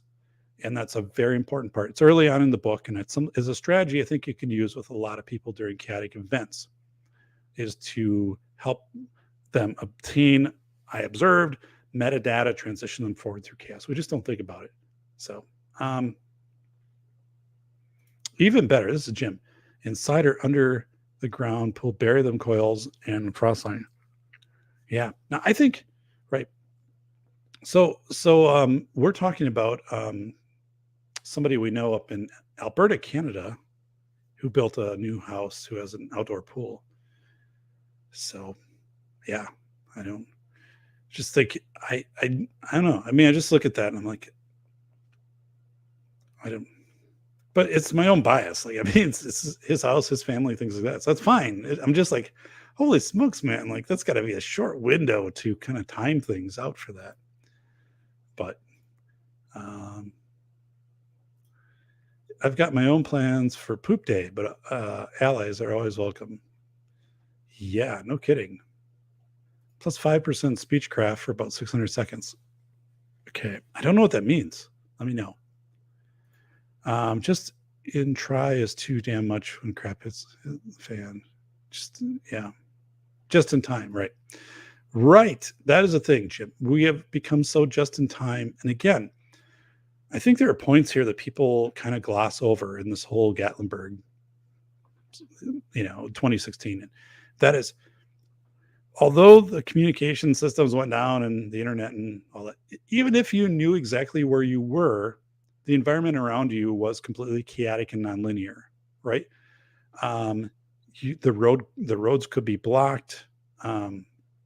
So what is your plan B? I mean, things were happening so quickly. It was just in the moment, collapse of physical time. So the point there was, and you've got it, like you're right on. People rely so much on this just-in-time technology, but it has to interface with what's actually happening. And Fukushima was another great example of this. Like people in the Fukushima earthquake, right? They still had access to their like Google Maps and things like that, but the surroundings changed in the roads and all of that changed because they'd been ripped apart by the earthquake. So you kind of knew where you were, right? But your landmarks were gone. So that's the thing in this too, is like, I think a point I'm trying to drive home here is your gut feeling. And this was, again, so evident in the studies after the fact of talking to people who lived there their entire lives and people who had been vacationing there, whatever. They just said, I thought somebody else in charge would tell me. Even though for 2 days, I saw the top of, the Smoky Mountains were on fire. Like I saw that, right? And that's really weird. I just thought somebody would tell me. So, and that's the point where I think you have to assume, ass out of you and me, right? But assume that no one's going to tell you, right? Or it's going to be too late, or like if your gut feeling is telling you get out of here, then get out of there, and or get in your member check and just say like this is, whatever. But I mean, so, and again, people do weird things nowadays. Like people of this example of the local municipalities and emergency services saying, well, we put things out on social media. They kind of do that because they think people go to social media, that's the only way they get their information. They don't do, again, the sirens are going up and down the hills like they would have done 20 years ago. Or, those types of things, the emergency broadcasts, or it's just weird. Like they just think everybody is going to go to their website to find out what's going on. It's this whole passive thing. I saw it a lot as an expert witness, right? A lot of people trying to defend things of saying, well, if you would have just gone to our website or our student handbook or whatever. And it's like, well, great, right? But that's also passive. So if it is something as high stakes as suicide prevention, right? I want some explanation on that. I want to be able to ask questions, or I want some professional development on that versus like just saying it's in a handbook. So, but Jim makes a great point here on the just in time.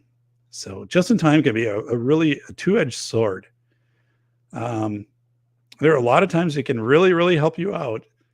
But again, like if we take this example of Gatlinburg, and I put it early on in this, and I wrote this very carefully, very intently. This has very short sentences, and I think they get shorter as you go through it. And I wrote it that way because I wanted the reader to feel like they were kind of like tumbling down this hill, right? They're being pushed down this hill faster and faster. So the actual chapter has a lot of design and style that I put into it. So, and I'll talk to people right now who like, they love the book and stuff like that. And we'll talk about this chapter. And I say, yeah, one of the things I did in that chapter, like early on, and to try to hook you right into the book, was to make this a really fast, out of control chapter. And I did, right? And there's certain ways, and the paragraphs are short and things like that. And you don't see that when you get into part 4, where I kind of get into some deeper, heavier concepts of like, propaganda throughout, messaging in the last 100 years and stuff like that. But this chapter is really meant to basically have you on the mountain with the brothers and rush you down the mountain. And it does it really well. And I had my peer reviewers, like that was one thing I had them monitor on this chapter. I'm like, does this chapter feel like it's kind of like almost pushing you? And you can't do that too long with a reader, or else it'll be like, it feels uncomfortable. But you can do it in short spurts, and it's worked really, really well. So there's these stylistic components of the book, which now they're kind of getting recognized as the book is getting nominated for more awards and things. I said, yeah, there's intentful stylism to the book. You could always do a re-release using your voice. Yeah, you're right, Bacon. I wouldn't.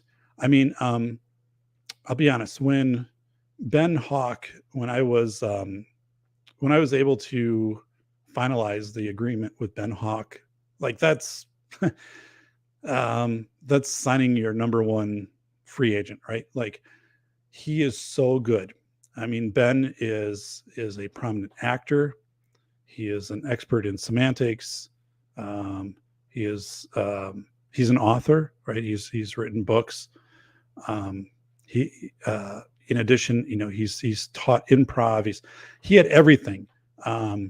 And while, yeah, I probably could do like a serviceable, when Ben did this narration, and you'll experience that when the audiobook is released. It was everything that I wanted. I mean, you go through many narrators, and even Ben and I, we talked about that about a week ago, and we just said it's kind of a perfect fit, because this is a high interest area of Ben's. He's really fluent in kind of nonfiction and where the book themes were, the semantics of the book. And of course, like, he knows how to deliver the message, how to keep somebody engaged for 6 hours and 40 minutes. And the thing is, like, if the book didn't have 10 interviews, if I didn't have Linda Stone and Larry Lawton and Robert Travis and Aaron Sawyer, I might have I might have narrated it myself. And my current sound engineer was willing to do that. Like, he's like, yeah, you can come in and narrate. The thing is, though, I owed it to the people I interviewed. I owed it to those 10 people to really bring in the talent. And the truth is, Ben is his expertise, right? He is so good at that. And I love it. I listen. And there are also like things that he does with block quotes to set them apart a little differently. I mean, it would take me years and years and years. I would love to think I could get to that level, but no, yeah, enjoy it as much as I do. Like, he did such a great job on it.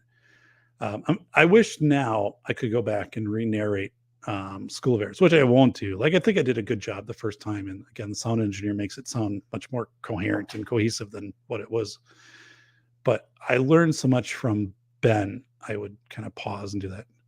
I would say you'll like School of Errors, and it's not going to be very expensive, right, as an audiobook, because it actually does capture a lot of like the anger and the disagreeability I have with the safety industry.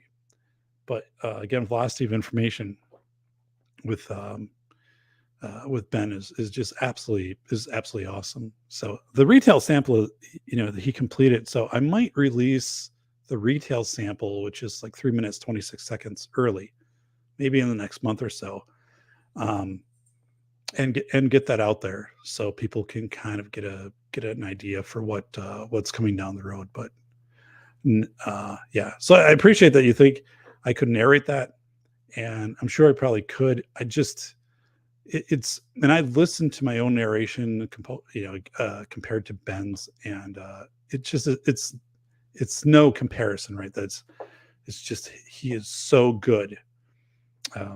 And so again, when I was able to bring in Ben Hawk to be the narrator for the velocity of information, that was a huge score for this book and for this work to pair it up with that type of talent. And it is everything that I hoped it would be. So it's really exciting. Unfortunately, right, by contract is this quirky thing of like it can't release until April 1st of 2023 with my publishing contract. But it's all done. It's all ready to go. So like you'll probably see it before long. Like it'll be up in Audible and all these other places, Amazon. It'll be like audiobook, but not releasing till whatever. School of Errors will release sooner. This is a Chrome Dome Omega 4th of July tree plus real Christmas tree equals quick burning fire everywhere. Yeah, no kidding. So how do you keep those things hydrated? Hey, it's our good friend DLD. This is What's Up, Bacon and Jim. DLD. Dun, dun, dun. It's our good friend DLD. Oh, wait a second. Chrome Dome is saying, it's all right. I'm off to bed. Got to go in a few hours. Hey, thanks, buddy. And I hope you subscribed. I don't think you're new here, but thank you for showing up. Thanks you. Tell all your friends here about your new favorite book, The Velocity of Information, showing up in libraries all over the world. It's a great read. God, you read the story about Robert Travis. I interviewed him several times, the Crabbo deckhand, who now has this huge concrete finishing business in Texas, and plus like survival boats. Like 500 people work for him. It's just crazy. Like a lot of these people went on to like, I interviewed them, like Aaron Sawyer, Redline VR, when it was like just getting battered by the stay-at-home orders, and you're a non-essential business. And now he has like 2 businesses, and they're thriving, and you know they have bands coming in and improv and all this stuff. And it's like, so it's kind of cool because like I interviewed, during the pandemic, like you're interviewing a lot of people also kind of at their like really worst time, their struggle time, and now like they're beyond that, and they'll talk. And so they were talking about like how they're getting through the struggle. And I don't think that if I interviewed them today, they would have remembered it the same way, because it was in vivo, it was in the moment. Like they were telling me, like Aaron Sawyer, like I had to buy a license, $250 license to be a office instead of a VR, But anyway, it's really cool. It's really cool how that worked out. Anger and frustration is important. True. Yeah, recognizing those and channeling those. Never underestimate the power of effing up. True. Yeah. I'll say that like when I did the audiobook, like I learned a lot of things and I made a lot of mistakes. My sound engineer was awesome, really patient guy, like my age. And I'd be like, I'm so sorry, I'm just not better at this. And he'd be like, yeah, it's all right. And but yeah, I'm glad I did it though. And I learned a lot from the process, but also, and I think when I worked with preparing the script for Ben, I was able to prepare it very well for him. And then as we worked together, it was super efficient because I had been through it myself. Like I knew some things. So anyway, there's a lot of work into preparing a script for narration. Like, words that might be a little bit tricky or sentences that get a little bit long. You might run out of breath, and kind of like, what do you do for like a block quote, or what do you do for like a figure? Are you going to narrate, or are you going to direct someone to see the PDF document or whatever? But everyone does, but perfect practice makes perfect. So yeah. And I don't see myself, and this is one of those things where like, I don't see where I'm going to be narrating books down the road either. So it's kind of not my thing. By contract, Jim, I had to narrate School of Errors. It was a requirement. If it was going to be an audiobook, it had to be me. It couldn't be anybody else, which was a weird thing, published by, my publisher, but appreciate my publisher, but it was just a weird kind of stipulation in there. So otherwise I frankly probably wouldn't have narrated that book, but I narrate that one because that was the only way that would get out in audio. And because I narrated it, it's also coming in at a lower cost. People listening, it's not bad. It's just that it's not professional narrated. Now, Velocity of Information is wow, right? I mean, professionally, Ben Hawk. Yeah. So Jim is saying cut pine is only good for 3 things: furniture, control bonfires, and mulch. No kidding. I'm glad I don't have pine trees in my yard. I have spruce in the back, which I don't really care about too much. But if you have pine trees, everything dies underneath it, right? Too acidic. It's too hard to keep grass growing. So Robert Harrison, the DLD channel member, channel member.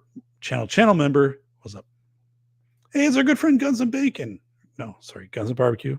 Not Guns and Bacon. Guns and Barbecue. Appreciate you, buddy. Guns and Barbecue was a guest on the show. You want to go back, Jonathan Berger, checking out. We talked. This was a really great show we did about essential, non-essential, how that impacted truckers, right?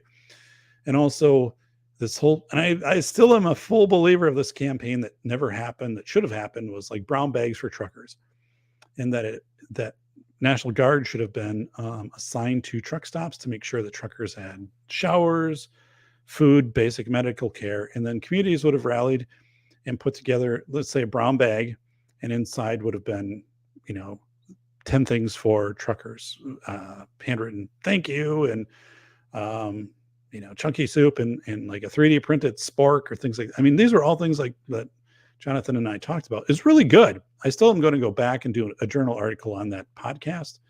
It's on my list of things to do here right now. Of course, everything is really fired up with the audiobooks and stuff like that. But yeah, like that is really, it's an, I don't know. It actually could be more than I think I'll just start it out. Obviously, I'm not going to write a whole book about it right away, but I'm going to do it as a journal article, and I need to get a little more information.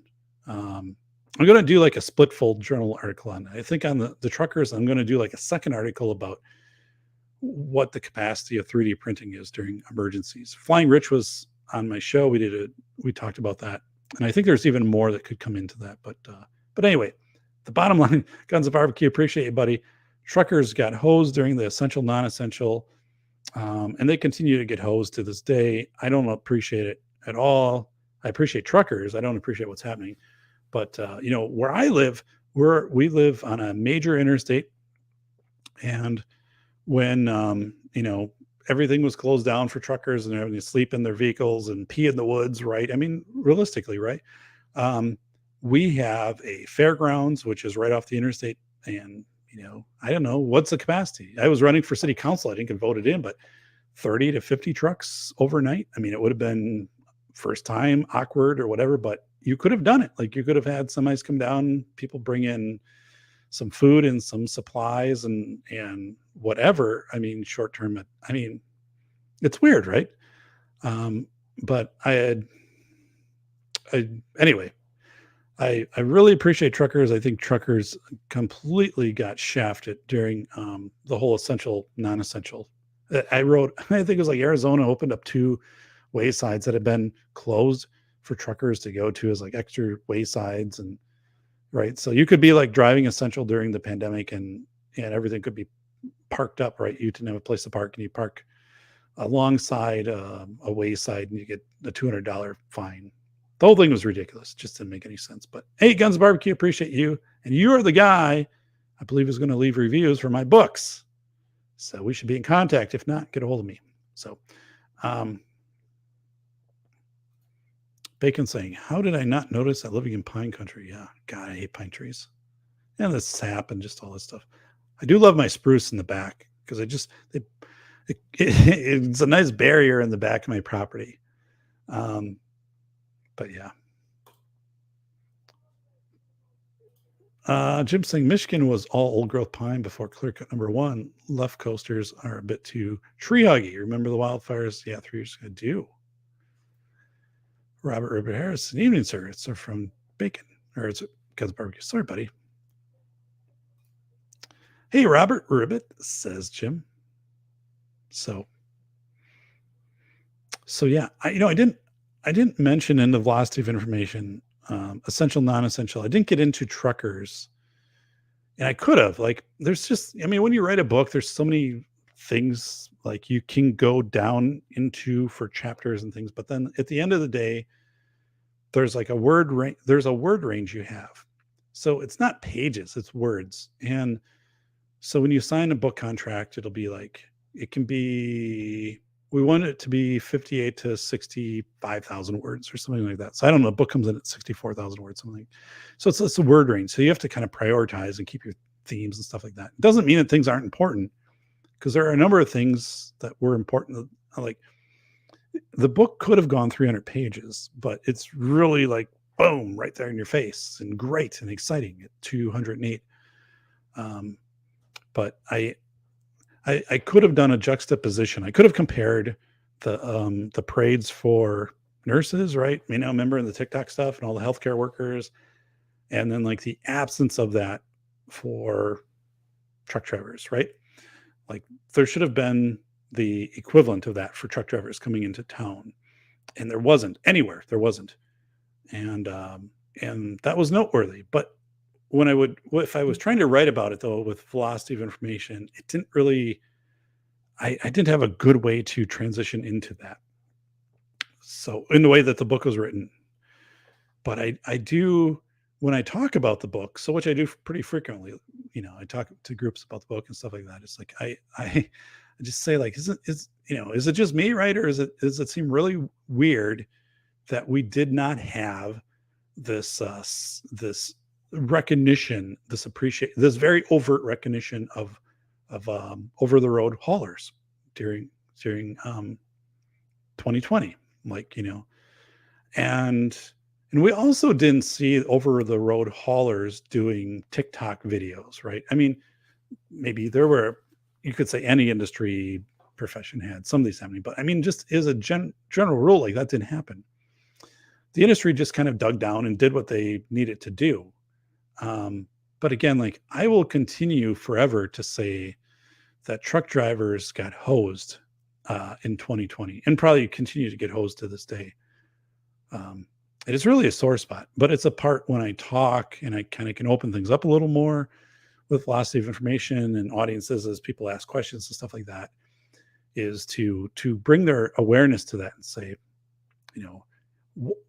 why was this not there, right? And if something happened in the future, right, like why wouldn't we do this, or what could we do, like what this whole brown bag. And this is where I need to put this article together based upon the interview I did with Jonathan Berger, Guns and Barbecue, is to say like what do we do, how do we support like over the road? And even that is like just basic minimum, right? I mean, that's not like, but just as a recognition and like having laundry facilities at portable laundry stuff at a couple of waysides and stuff, so some laundry could be done or some other things. Like it just didn't make sense.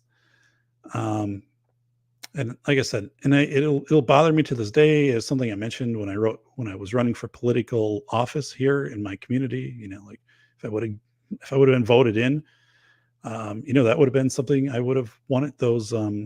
I would have wanted attention to. I mean, where we were located, up to what could we have done, and what could we do in the future. But I didn't get voted. I got smashed. Man, I found out I have really like 60 good friends, 60 people willing to support me in my area, and which I guess is okay. But a lot of people not, which was really weird. I didn't expect to get crunched like that, but it's all right. I mean, like I woke up the next day and I was like, it is what it. I saw it that night, like when it all got posted. I was like, man, it is what it is. But it's like, holy smokes, man, you guys really put the hammer here to the dock.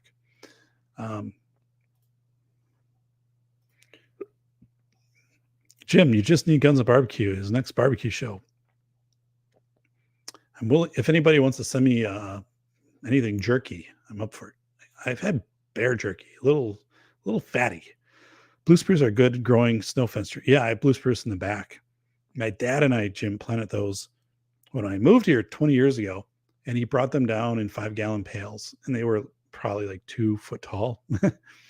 And I planted 3 and I cut 1 down because it was in an area that was too crowded in by other trees. And these other 2 are now like 50 feet tall. So they're just growing crazy because it's sandy soil, right? And there's really no competition. And they put a really good buffer at the end of my property. So yeah, out of like our fireplace room, if you look out the window, you see these 2. I used to decorate them with white lights in winter, but now, now they're 50 feet high. Like I'm not taking that on. Let somebody else do that. Smoke between 2 cookie sheets, messy but effective, especially for legit wood smoking. So if you ever want to send jerky to me, contact me. I'll give you my address. I don't know what that is, Jim, but You've got the moderators. Trust you. Those wildfires directly killed my friend. Sorry to hear that, man. Yeah, my wife and daughter went down there for last summer. My daughter's is on a dance team. They were down there in the Gatlinburg area, so everything was okay. But as we went down there, we kind of had this talk of, here's what happened there a couple of years ago, and there was really nothing in the mix, but like, yikes. Burned down his trailer. The guy got his wife and kids out, himself too, but the small content living was too much. Oh God, no. Holy smokes. I'm really sorry to hear that. Yikes. They were getting hosed before 2020 during 2020. Yeah, I know it. I appreciate you saying that. And I'm very overtly, we have relatives who are over the road haulers as their profession. And that started to become a very high point in my campaign for political office, which no one really seemed to chime in and resonate the same that I did. But and when I, velocity of information, I think I point out when I talk to people, when we talk about the nurses and TikToks, and how the fire department and police would be expected to do these parades for the nurses and doctors and medical workers coming in. Like, that was so one-sided, right? The fact that we didn't do that for over the road haulers. And I guess, you could go other industries, but I would say over the road haulers. I would just put that as my number 2. Like, that was so critical. It is so critical, but at that time there was nothing. And it really bothers me. And, and I pointed out, and I think people feel guilty a little bit. I sense it when I talk to people about that. I'm like, this really sucks, right? Like, it really, as a society, it's just not a good indicator, because even this whole brown, you could have Menards like donate these bags, right? And do up some, thank you truck drivers and a list of what people could donate and things like that. And then you have truck stops, and these truckers would come through, and you could have, and beyond the bag, right? But some laundry things, and making sure that the National Guard was there maintaining the truck stops. I mean, there were just things that should have been done. And this whole garbage stuff of like during the pandemic, like March, April, May, of, during the really crazy times of getting supplies, of finding truckers if the truck stop area was full and they had to park, to the side. They woke up in the morning with a $200 ticket, as Jonathan Berger would say. So I just think that's complete garbage. It really irritates me. So, but again, I will be doing a journal article on that and bringing more attention to. I know it's not the same as a book or a chapter in a book or something. And it's not that I omitted it because I don't think truckers are important. It's just it didn't fit in the book. It didn't work in. I kind of shade it to it, like there's a mention to it, but it didn't work. It wasn't a match for that book, but it is totally a match.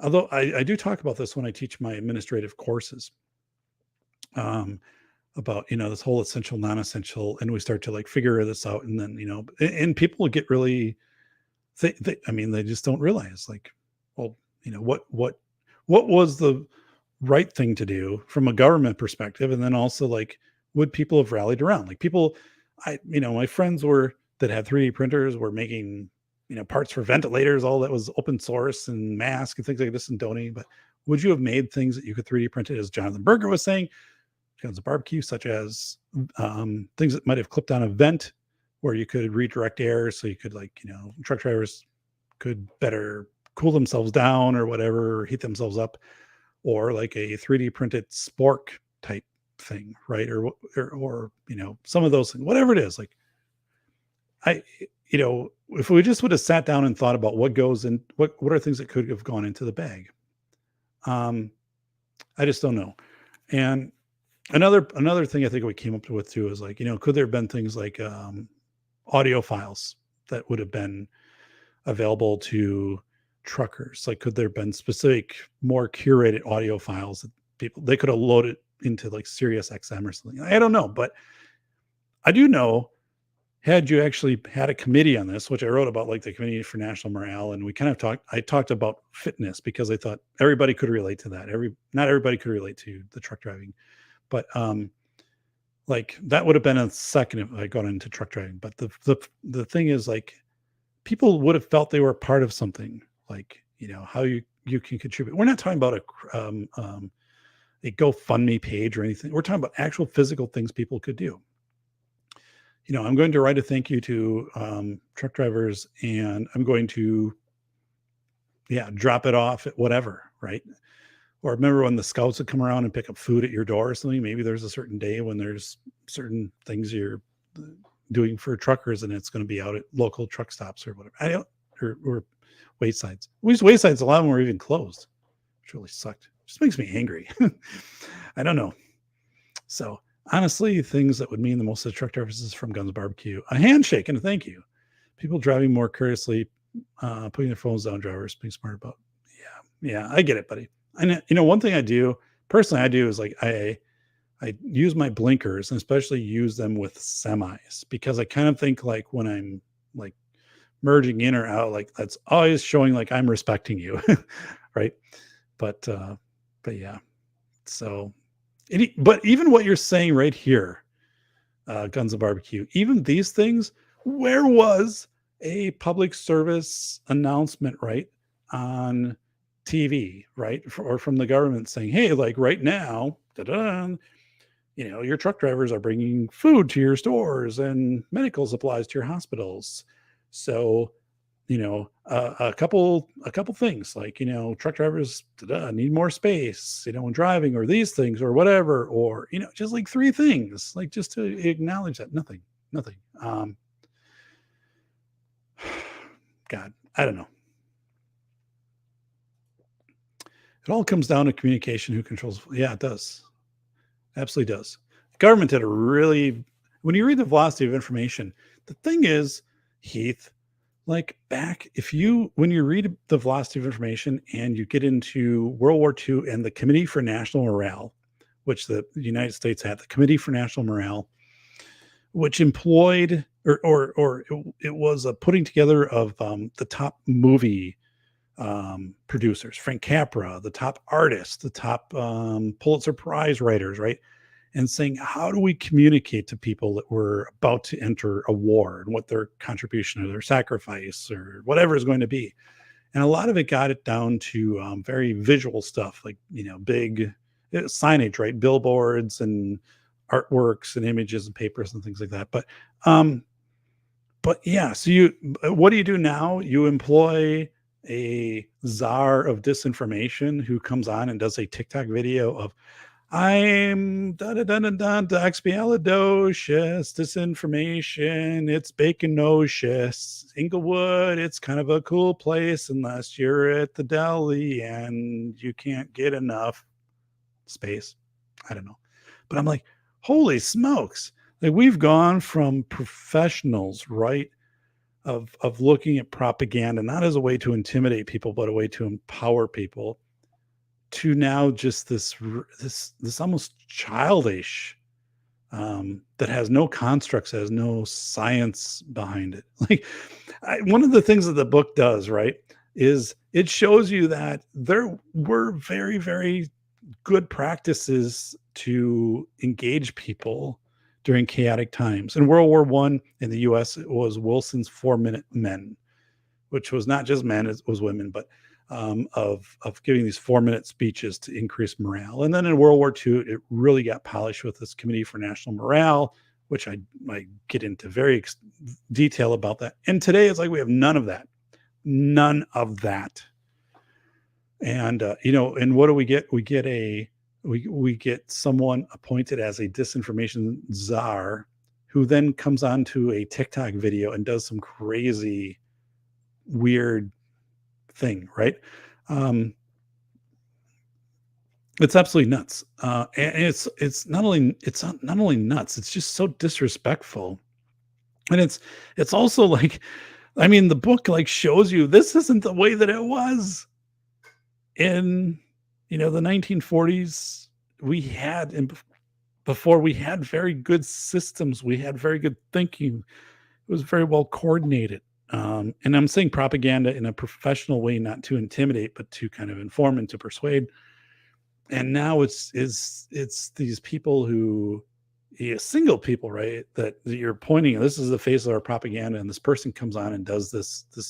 And I'm watching this of like, this is nuts. Like, this is insane. Um, and people who don't read the book, right, who don't have this knowledge, don't understand that this isn't the way that it was. So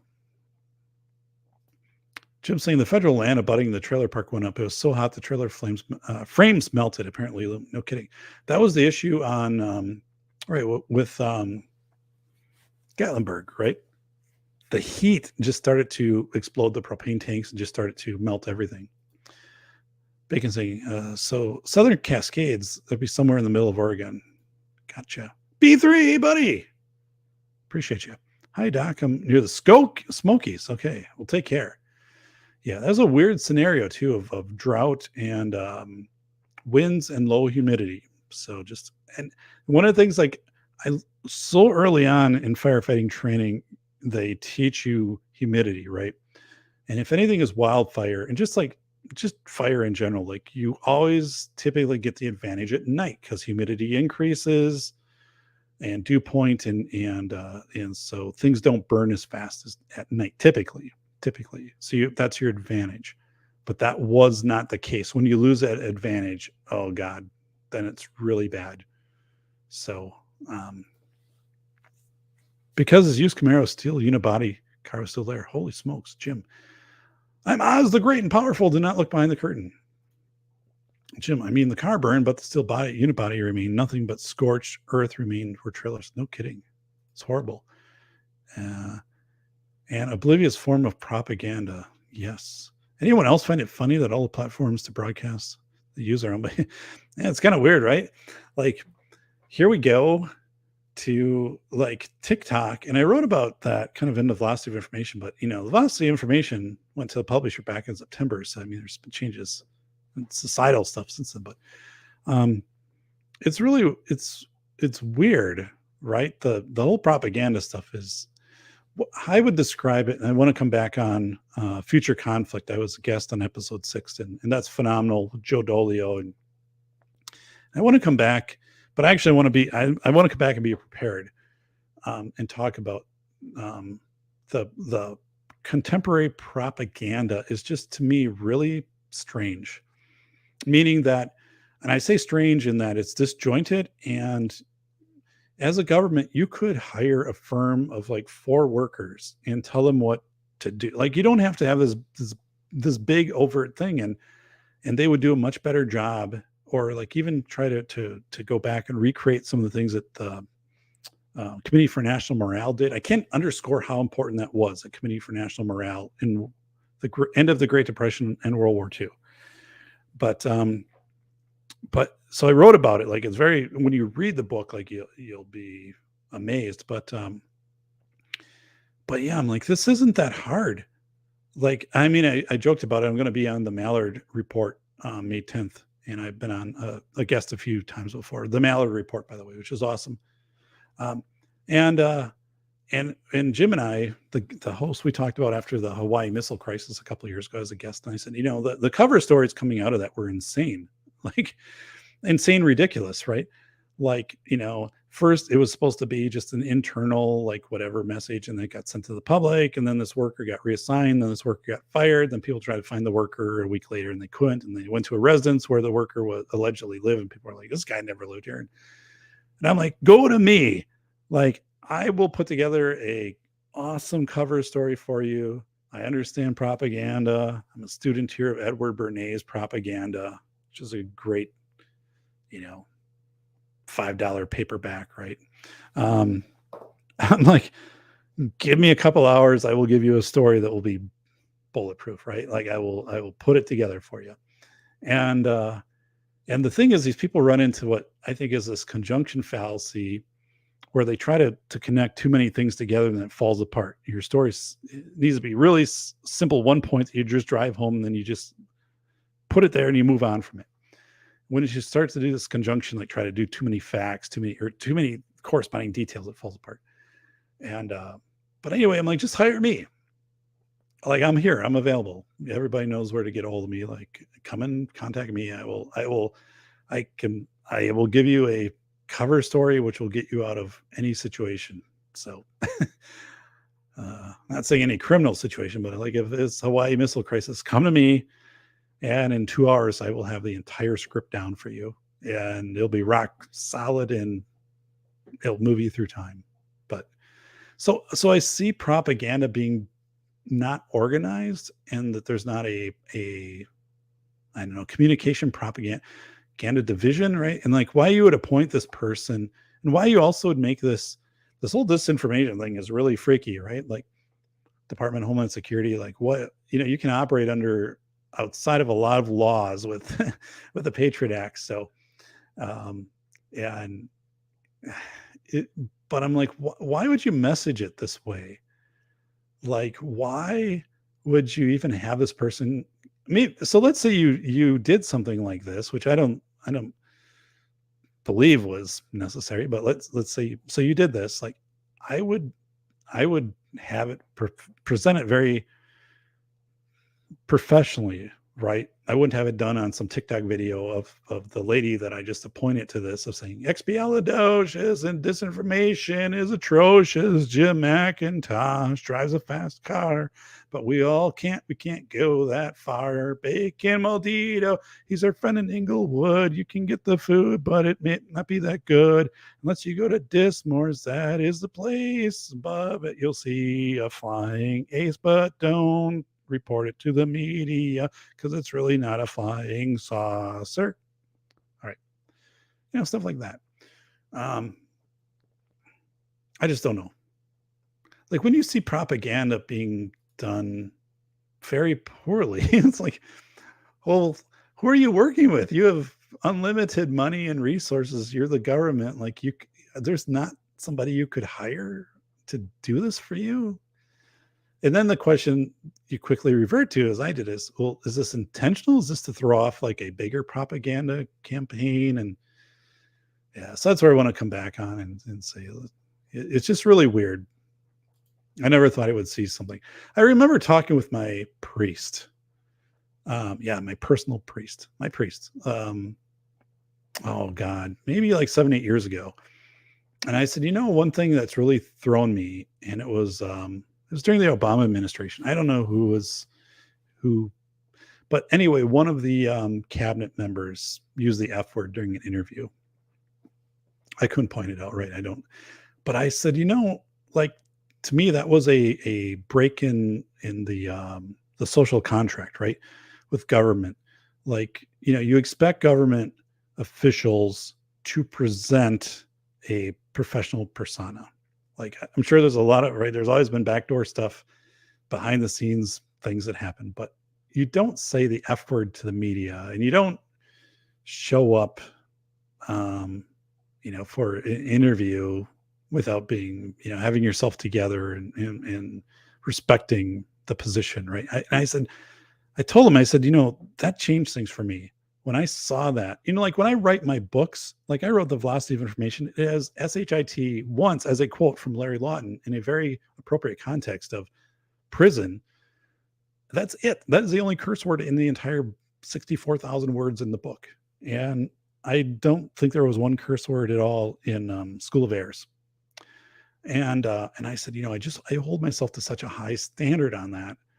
And, of course, presenting on PBS and all of that stuff. And I said, to not see that from people, I said, there's a real sense of a loss of dignity in that, right? A loss of you're not paying enough, responsibility to the role, right? So if I'm a cabinet member, I shouldn't be coming out and saying the F word or wearing jeans to a press conference or something like that. So, like when Jen Psaki had her, subscribe to a thumbs up. We got 24 thumbs up. I know there can be more thumbs up. Go for it. My banners are going nuts. A couple quick, I have more to share here, but quick, School of Airs, Rethinking School Safety in America, the most honest book ever written about the $3 billion school safety industry. Get it. It's also coming out in paperback in July. Order it now. It's cheaper. It's a great book. Not only about school safety, right? But there's a lot of stuff in here about the social contract, kind of what we're talking about. There's a super multi-chapter analysis. I worked with the New York City Department of Planning on, we analyzed 9/11 from a psychological perspective. It's the only book that did that ever. So, and New York City loves it. My new book, which is selling gangbusters across the world, actually more international sales than domestic right now. Velocity of Information. Nothing like this written. So I don't even know like if it'd be published today, but this book is lights out awesome. So Velocity of Information, human thinking during chaotic times, especially during extended chaos, 10 interviews and here 471 in notes, but it's conversational. You will love it. I wrote it for all of you. So check out those books. So Sucking Wound of a Chest. God, it's horrible.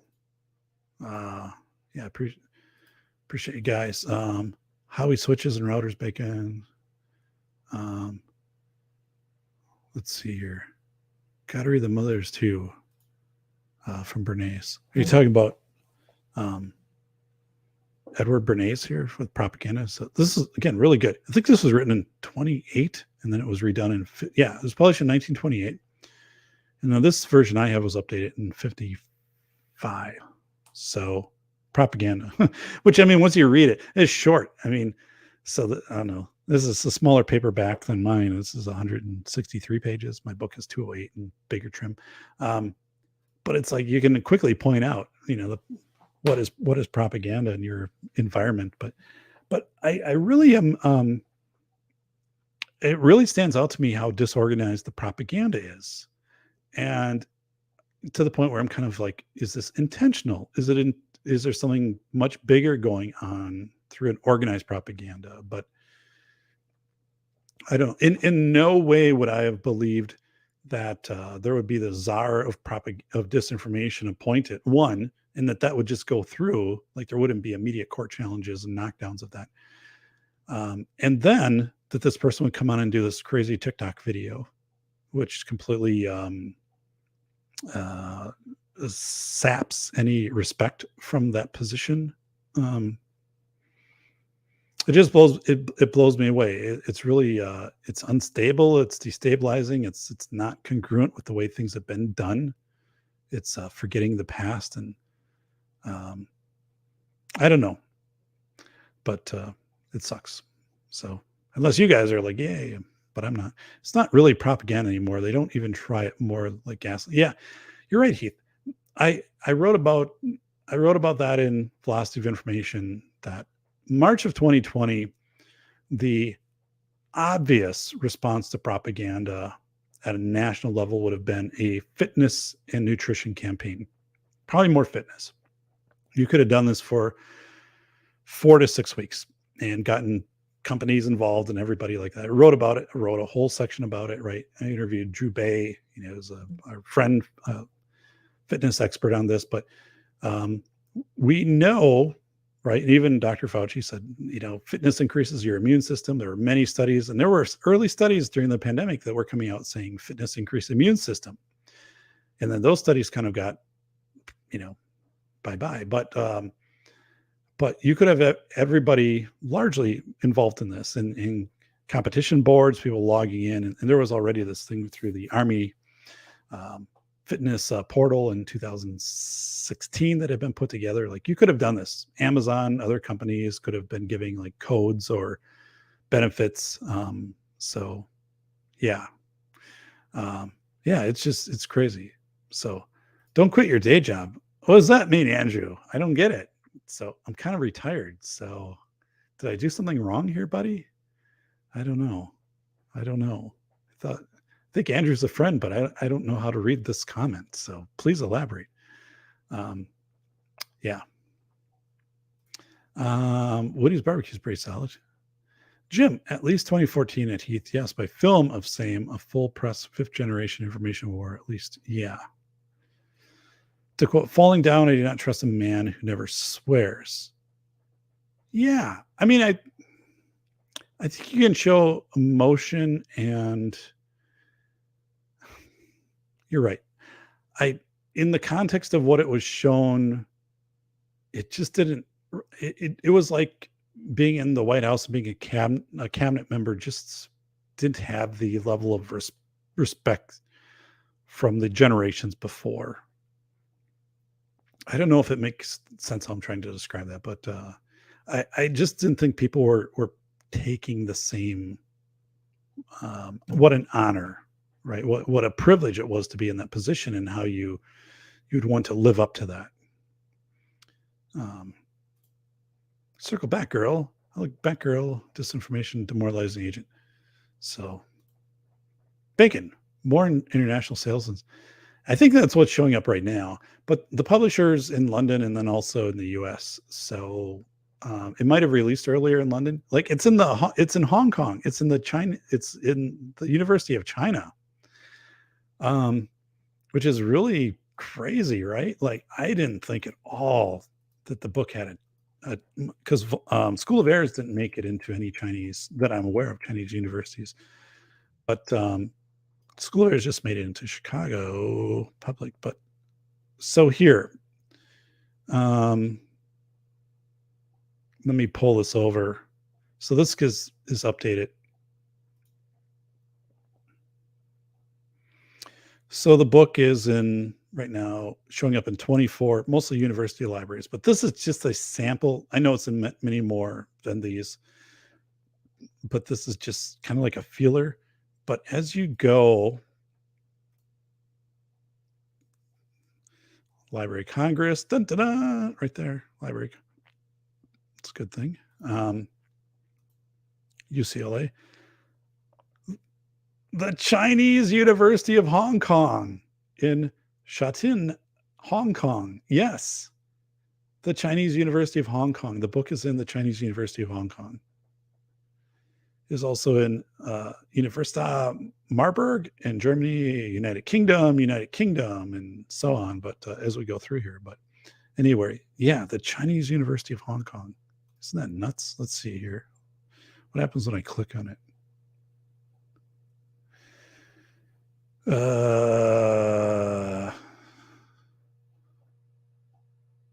No records found. They must not have logged it yet. So, but it is University of. So I can kind of check where the book is. That's only one sample, but yeah. Doing well. Book is doing really well. Have a good night, all. Hey, thanks, Heath. Take care, buddy. Jim, not going to lie, I love my Howie media pad. It was the best on the market at the time it came out. That PDF link to the mother's not great, but it's mostly there. Gotcha. Propaganda 33 billion to the DNC. I mean, Ukraine. Yeah, it's kind of weird, isn't it? To 33 billion, which seems to be kind of this ongoing loan. And I'm just like, wow. There's just a lot of feelings, with that, like domestically, and yeah,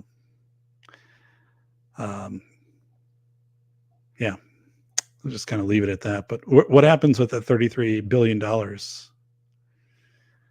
Yeah, I think there's a real sense in listening to future conflict and just kind of an awareness that things could significantly escalate very quickly at any point, right?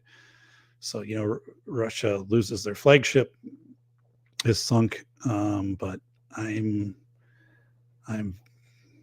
just see a lot of potential for very, very bad things. So they were cheap to get, but poison pill, old tactic, but effective. The purloined letter. Yeah, Jim. More recently, the Forge USDA futures report on frozen. No kidding. Right? Yeah. Who would have thought that?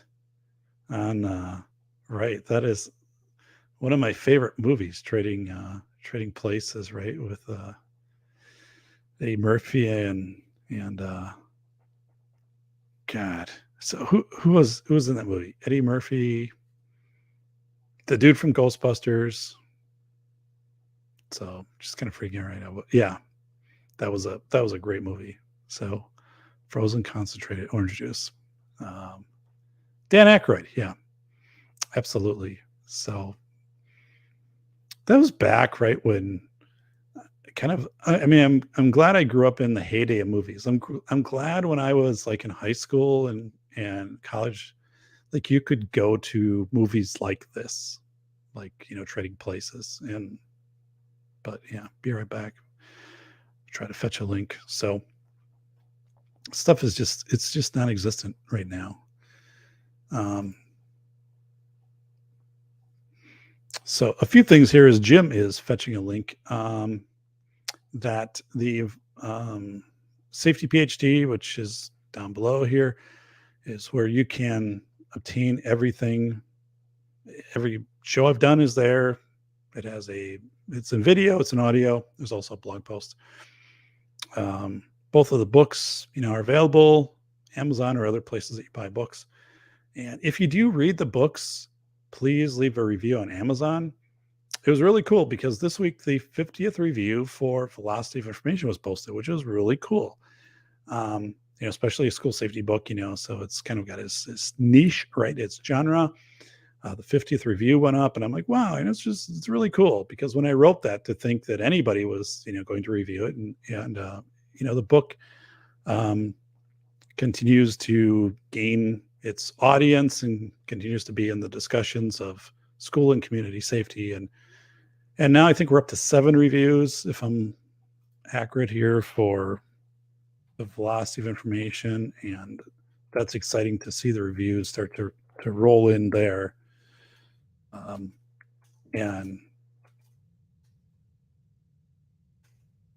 yeah, so let's just do a quick check here on Amazon. Yeah, there's 7 reviews up for that. There's 50 reviews for the Velocity of or for School of Errors, so it's really good. So yeah, I feel good about, and those reviews have all been awesome.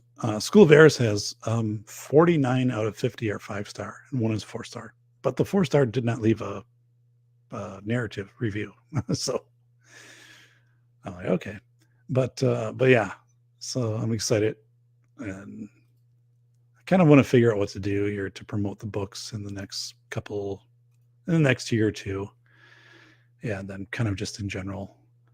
So one of the things I've been thinking about very seriously, I have a conference call tomorrow morning at 9:00 about this, but I ended my consulting business last year when I re-entered retirement. And now I'm like, I don't know. Just with, the economy, right, and inflation and things like that, I think it might behoove me to explore restarting parts of the consulting business. Because, right, I mean, I'm not immune from inflation, and and it hits me more in maybe like food and insurance and taxes, right? My property taxes went up 22% over last year, and thankfully, like we don't travel, for jobs, like we don't have to. So I like everything would be remote down here, but so yeah, I did reach out to some of my past clients, and I said, I'm kind of revisiting after being away from a year of returning at some limited capacity, and they were all interested. And one of them, we have a call tomorrow, and another one is the day after, and another one is the day after that, actually. So 3 days in a row here, but so we're going to talk about what it means, and I'm kind of mixed. Like I don't think I would have done this have the economy not fallen apart, but it's kind of this hedge, right? You never, like, I mean, none of us know. I mean, what if gas gets to $10 a gallon, or, your grocery bill doubles or triples, right? Or, I mean, just, I just, there's a sense you got to position yourself defensively. And even though, like, I thought I had done that, like, I just don't feel I can kind of keep going that way, without maybe restarting some of the consulting on a little bit of like a hedge to just offset some of that stuff. So I don't know, but anyway, I do have a call, like, tomorrow. I have 3 calls in a row with 3 previous clients that I decided to, exit the the arrangements, and to revisit and say, hey, what are some ways we might work together into the future? And I want to keep it to like 3 days. I don't want to go beyond that, because when I started my consulting, so I retired and then I started consulting at 3 days, and I pushed out to 5 days during the pandemic, which really was like 6 days because you're always doing something on the weekend. And that just was too much, too many hours. And I mean, people, like, if I would have worked 100 hours, like, people would have taken it. And I was charging quite a bit, but I mean, it just wasn't making sense. So then, like, I was okay, then get out of it. But now then inflation hits, right? In this past year, and it's just this other stuff, and really weird stuff going on with Russia and Ukraine. So I'm kind of like, I don't know, maybe I just revisit this and just come straight out. I'm very upfront with people, like, be 3 days total or whatever it is. And, here are the things, but because I did leave on excellent terms with everybody, all those doors remain open, I think. But anyway, we'll see. Jim is trying to still fetch this link. My goodness, where's this link? So, but I don't think I would start any of my contract stuff up until August, because I need to be out biking. I need to be enjoying things. We've had such a cold, below normal spring. Like, it's 50 degrees today. It snowed last week, and I don't want to just dive into a lot of work stuff. Plus, I want to give a lot of time to promoting my books and book events and stuff like that for the next couple of months. But yeah, there is this thing of, when you do the consulting, this passage of time, especially here in Wisconsin, because the winter is so long, right? Snows in November, it's snowing in April, and it's just, I'm not out biking, you're not doing things, and time starts to slow for you. So when I was doing consulting, time flew. Like, it got to be a lot, but like it moved really fast. So even I was writing too, like the book, right? So the pandemic went by really fast for me in those aspects.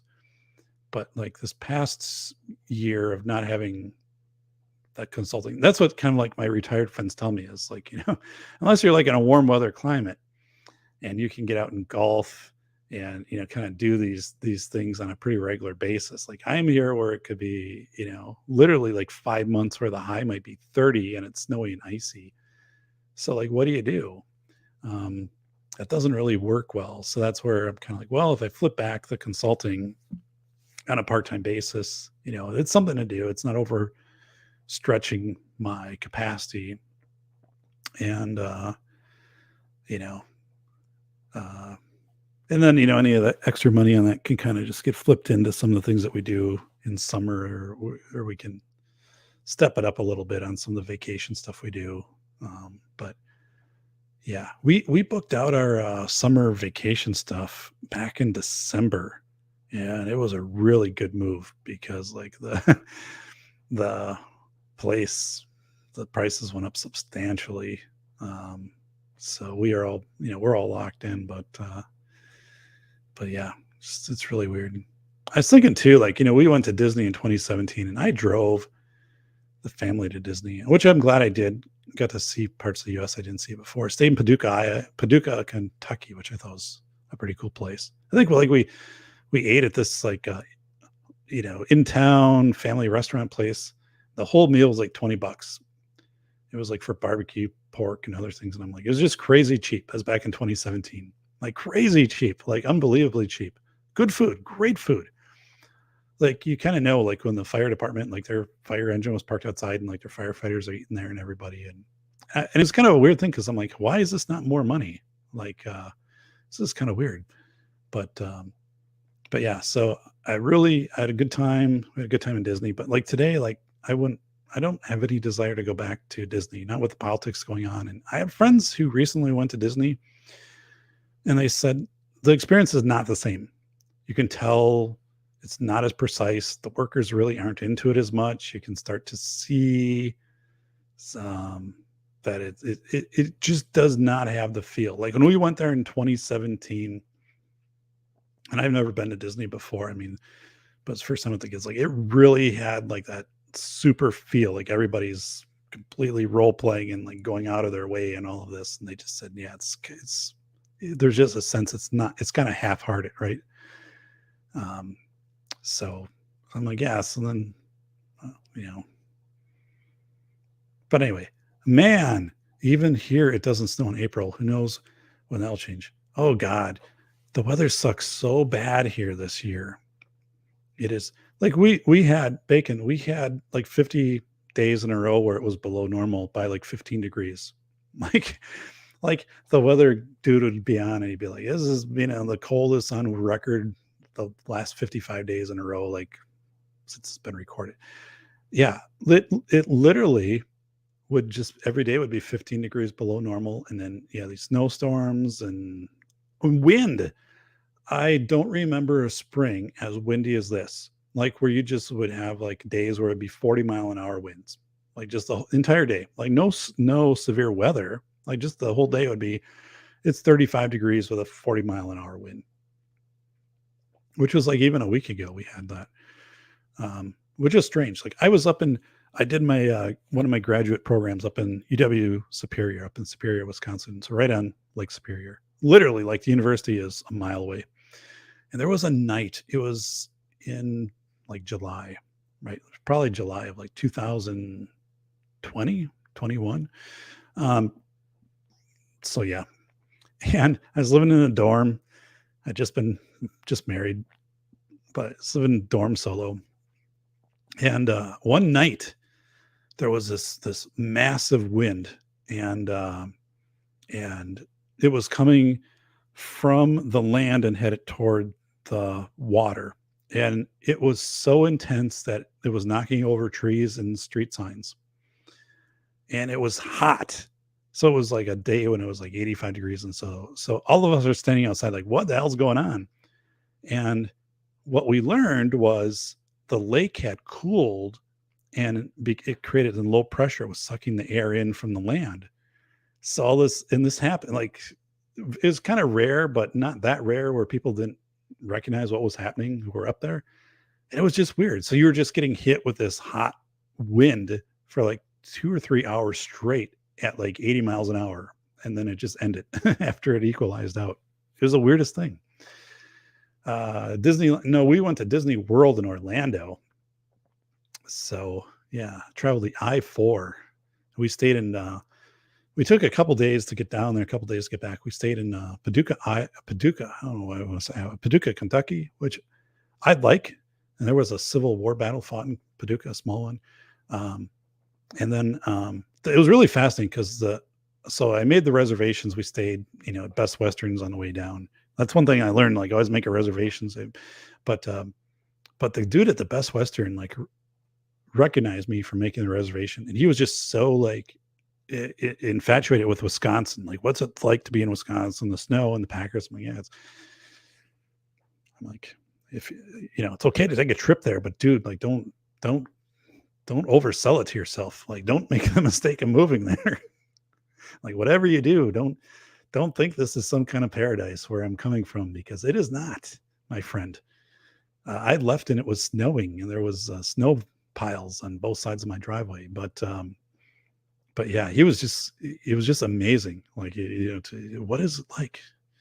I'm like, I don't know. What do they talk about down here? Because like it is, but you were thinking, and what I've been living my last 40 plus, almost 50 years at that point, I'm like, this is not matching up. He's a good guy though. But then we stayed in Dothan, Alabama, which is the peanut capital of the world. And every other like place you go, they have signs like boiled peanuts, which I've never had boiled peanuts. I don't know what those would taste like. I like peanuts, but and Dothan, Dothan was like their outdoor pool at the Best Western.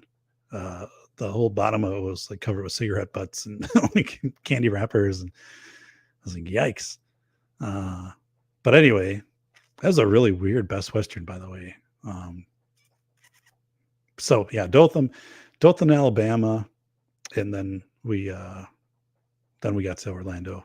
Had a really nice place. I forget where we stayed, which of the resorts at Disney. I don't know. I'd have to, but it was really nice. I mean, because for our daughters, like first time at Disney, like we picked it out. So like in their beds, like they would press a button and that would do like this thing that would look like a star fall coming down the headboard and stuff like that. It was really cool.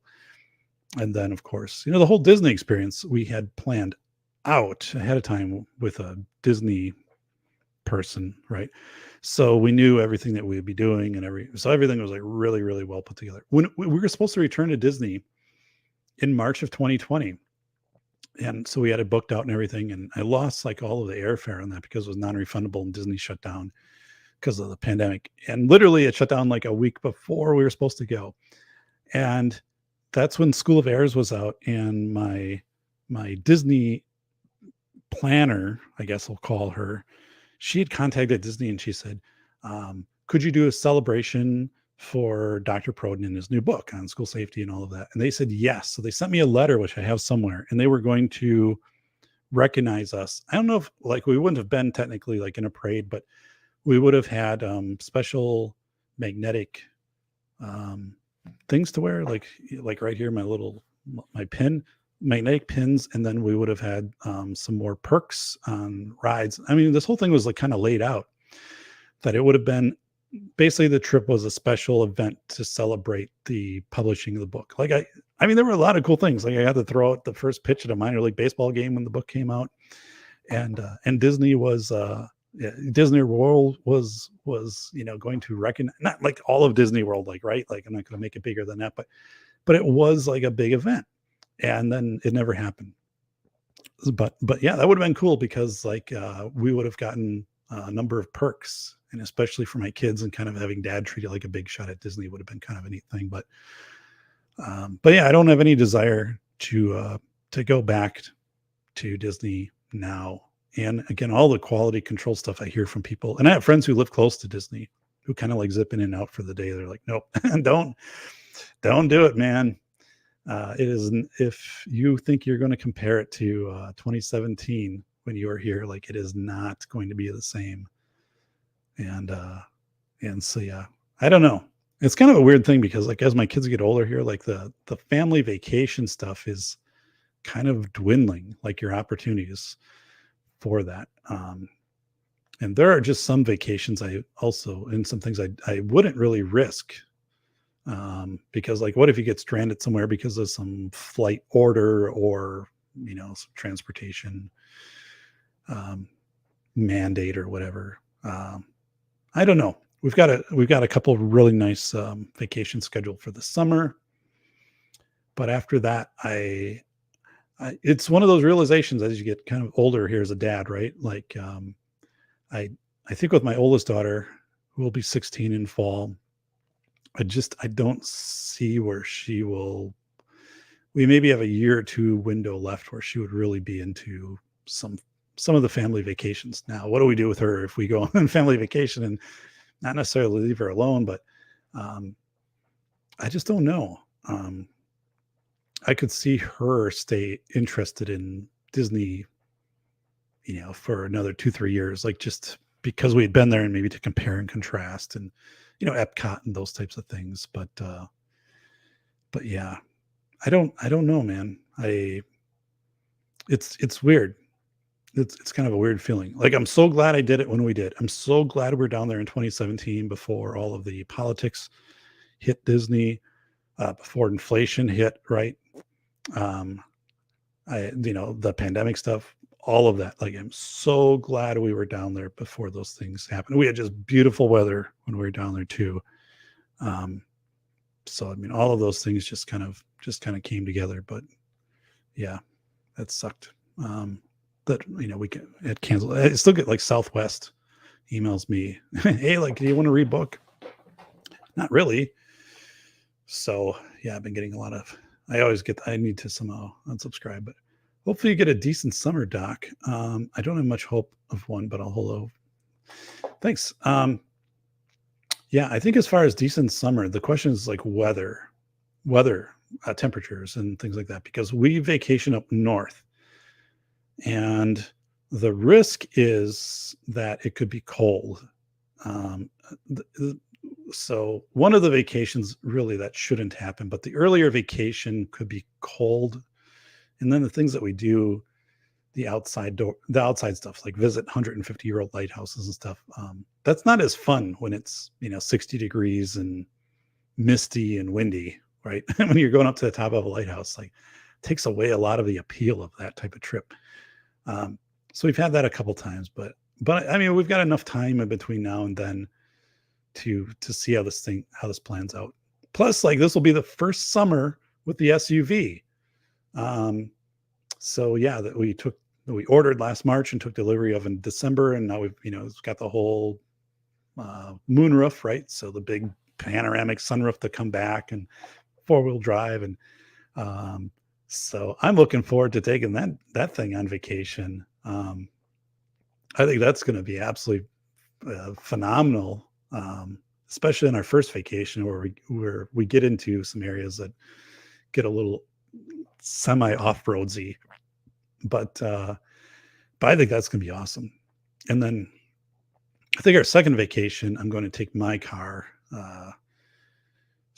Which my car is like only been driven by me, but I want to pile some miles on that yet.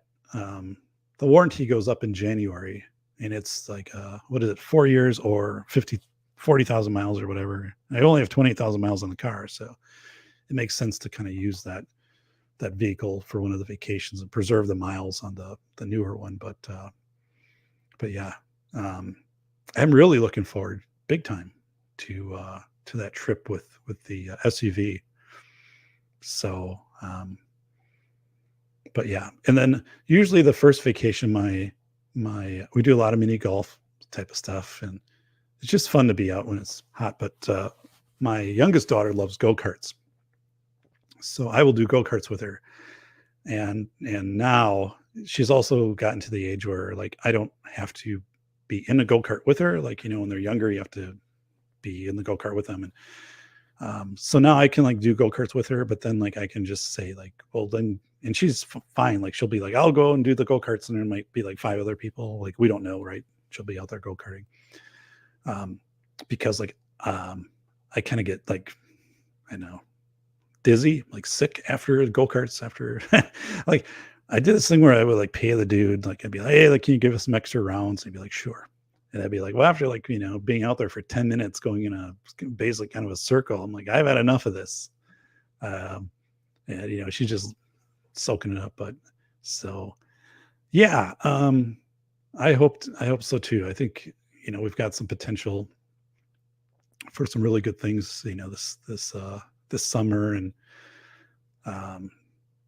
yeah, that's where I'm actually glad at this point I didn't get elected to city council, because that would have eaten away a number of days in summer for meetings and some things. And I really, at this point, after this really long drawn out cold spring, I don't want to lose 4 to 6 nights in June, July, August to meetings. I mean, I just don't want to do that. I mean, I used to live that life. I don't want that anymore.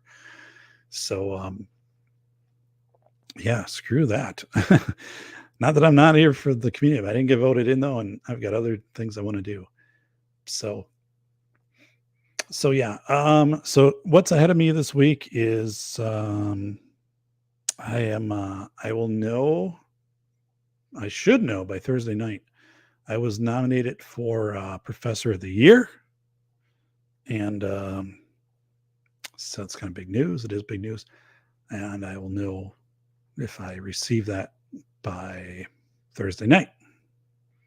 So it's big. In my 18 years with the university, I had not previously been nominated, so this is a first. And then I have 3 meetings regarding contract stuff that I might fire up. And my contract stuff is Wisconsin and California. I kind of do those 2 states because that's where I'm licensed in school administration. So I'd like both. That California kind of messes with your days a little bit, especially in winter when everything gets dark early, and so if I have a client in California that has a 3:00 meeting, that's 5:00 for me. So it's dark already here, right? Or even like a 2:00 meeting is 4, so it starts to get dark. So those are the type of things that really would make the day long, because like by the time I get out of a meeting, it might be like 7:00, even though for them it's like 5:00, right? So I've got to control that. But that is a huge feature of what I do, is being licensed across states for the different consulting that I do. Um, so anyway, tomorrow's a big meeting. The next 2 days are back-to-back meetings. I put them all together, and so I could kind of like weigh my options during the next week or week to 2 weeks, and then make a decision to first see if anybody is interested, which I think they are, and then make a decision based on that, what I'm going to do. So it's a little weird. Like, I don't know if I would be doing this again if the economy was more stable, if world conditions, but there's this like this sense, right, of to kind of bolster up your positions. And that was one of the things I did during, again, 2020, is, the consulting, started that back up, and then it just went crazy. But like, because who knows what was going to happen. And actually there is a big difference, even though winter down here is really cold in this office.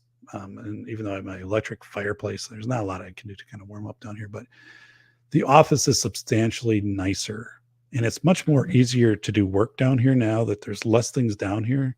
Like, I'd probably put a little temporary table up to my left when I was doing some consulting, so I could have some things readily available. And then also, I'm going to upgrade the whole system here to Windows 10, and just do some things that are going to make the system itself a little bit easier to work with clients. But otherwise, yeah, it's kind of where things are at. So Jim McIntosh never returned here. So I don't know. But so anyway, well, here's what I'm going to do, everybody. I appreciate you being here tonight. So we got to learn about Gatlinburg and the takeaways from Gatlinburg and the fire there in 2016, Gatlinburg, Pigeon Forge, Tennessee. A couple things: the collapse of physical time, how fast that can happen. And even though you have all these indicators, like people saw for 2 days, the mountain was on fire, but they just expected that somebody would tell them, you have to evacuate, right? You have to be ready. Nobody was telling them. Well, actually, the municipalities, the agencies were putting it like on their websites and as a passive thing. But if you see things, if you sense things, as they interviewed people afterwards, and people said, we didn't think things were right, but we thought somebody would tell us if it was really bad. If you sense things aren't right, use that sense and get yourself out of there, or your family. Do whatever you have to do. What's the worst you have to lose, right? Forensically looking back on that in 2016, I mean, if you have a cabin, rent it, and you're like, well, it's not going to happen.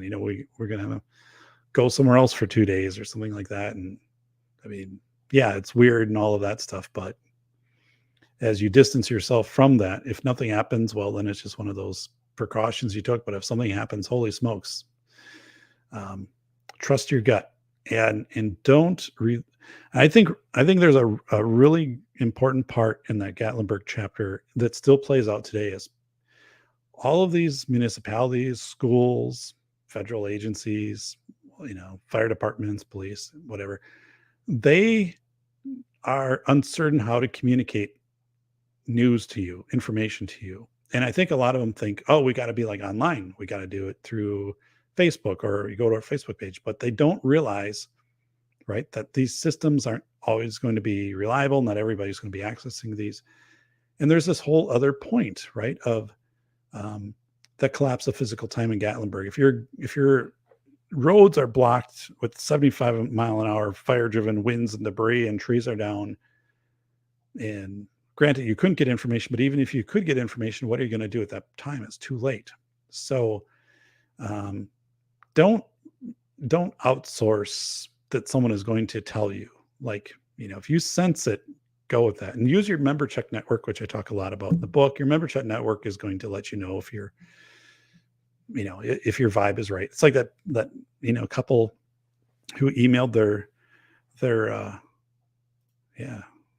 Jim just got taken out by the disinformation czar. So see ya, Jim.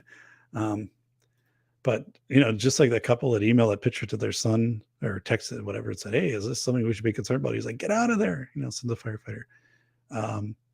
Do not overly rely on people to direct you to tell you when things are going bad, right? And there's also, and I think there's two things. One is they try to interact with these systems and they don't understand how fluid people are with Facebook or going to web pages or Instagram, and they overestimate these because they've really never been tested and they're new.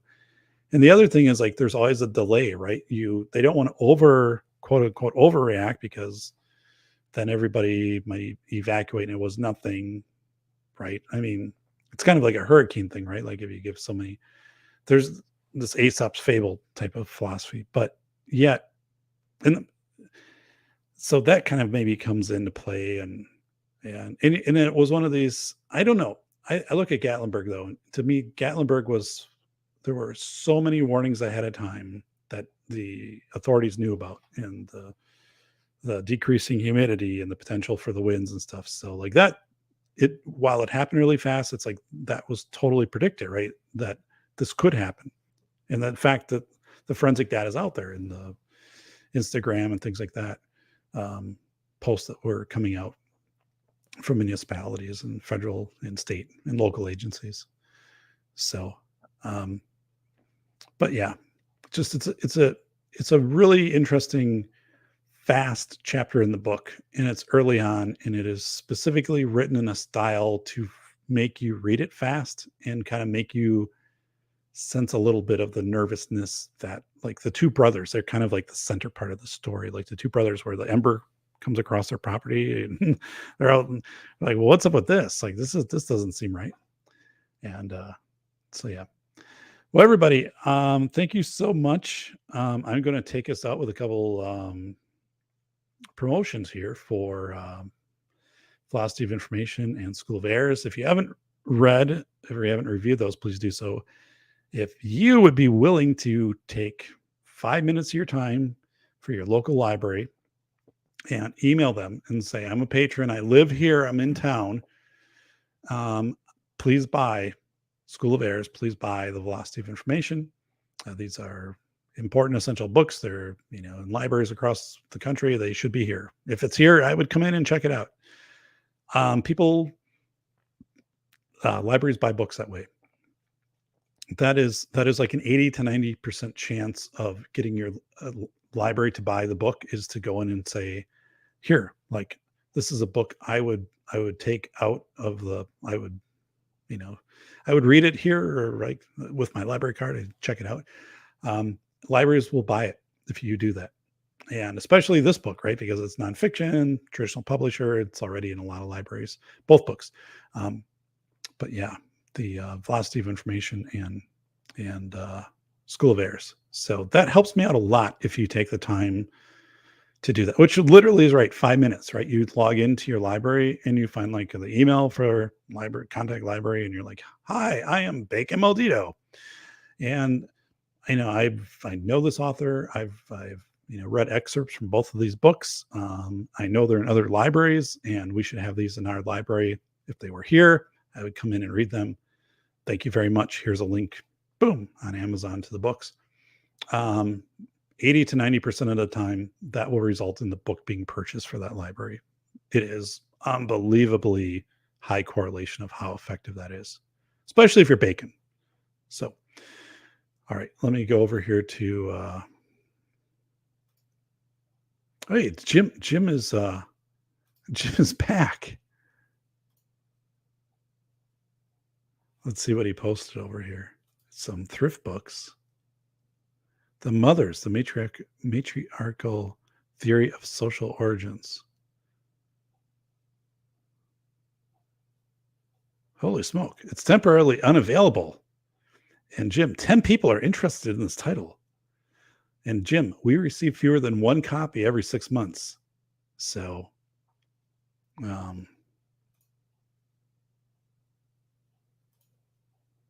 let's just check this out here. Jim has put us on a crazy hunt for this book.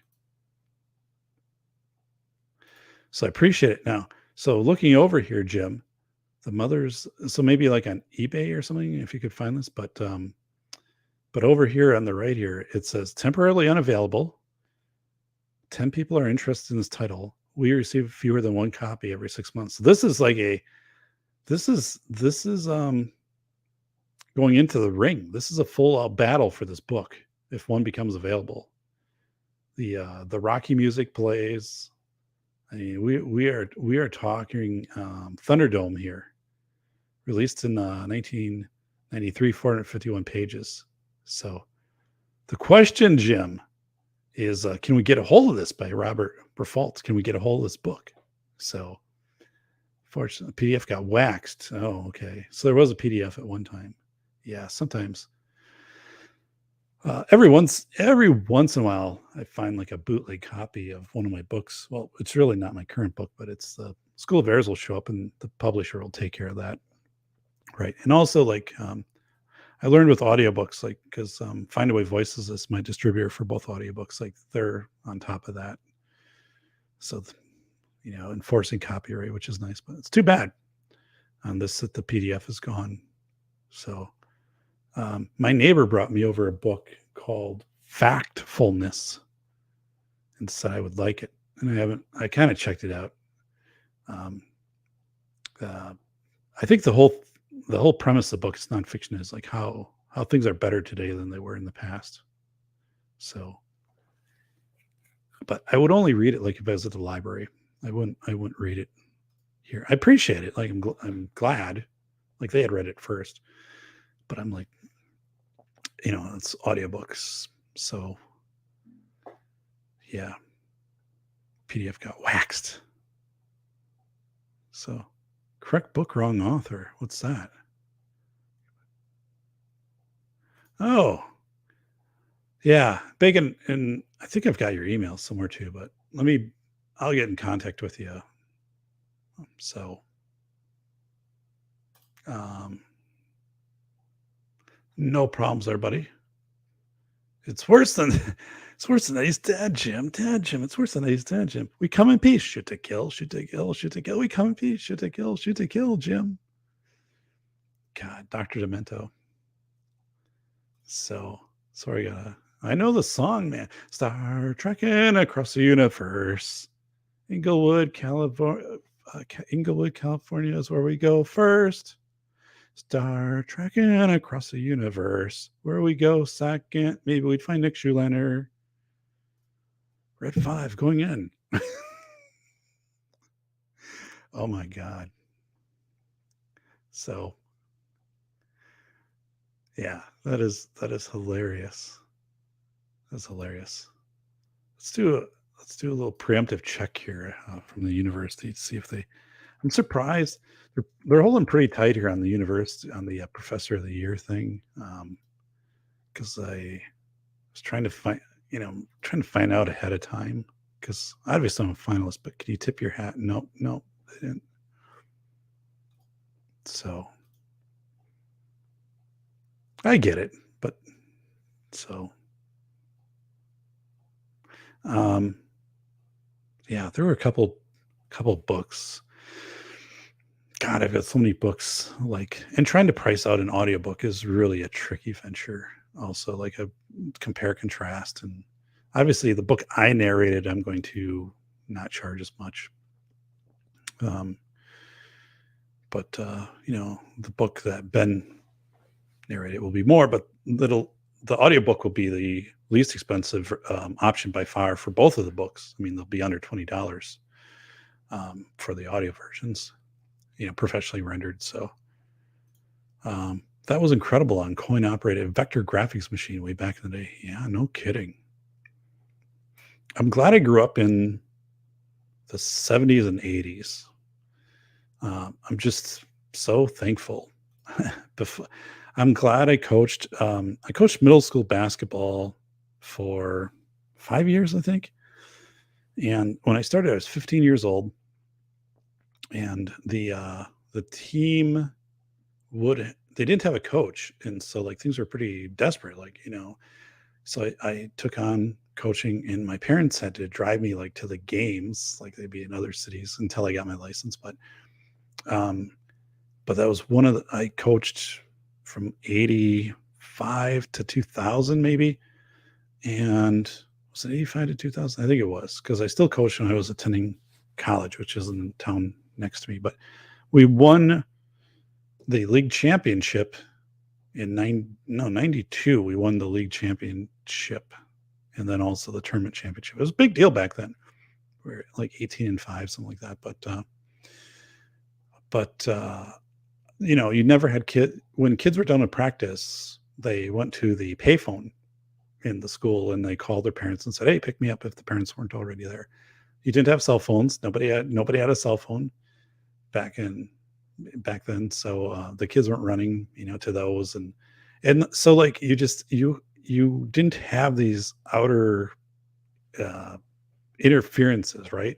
Like kids could focus on the games. Parents could focus on, the game, like, and to record a game was a big deal. Like, you'd have to have this big over the shoulder camcorder type deal, to a big VHS tape to record. So there was a real genuine aspect. You weren't competing for people's attention or players' attention back then. I think, and I'm glad I did it when I did. I think it would be so much different today.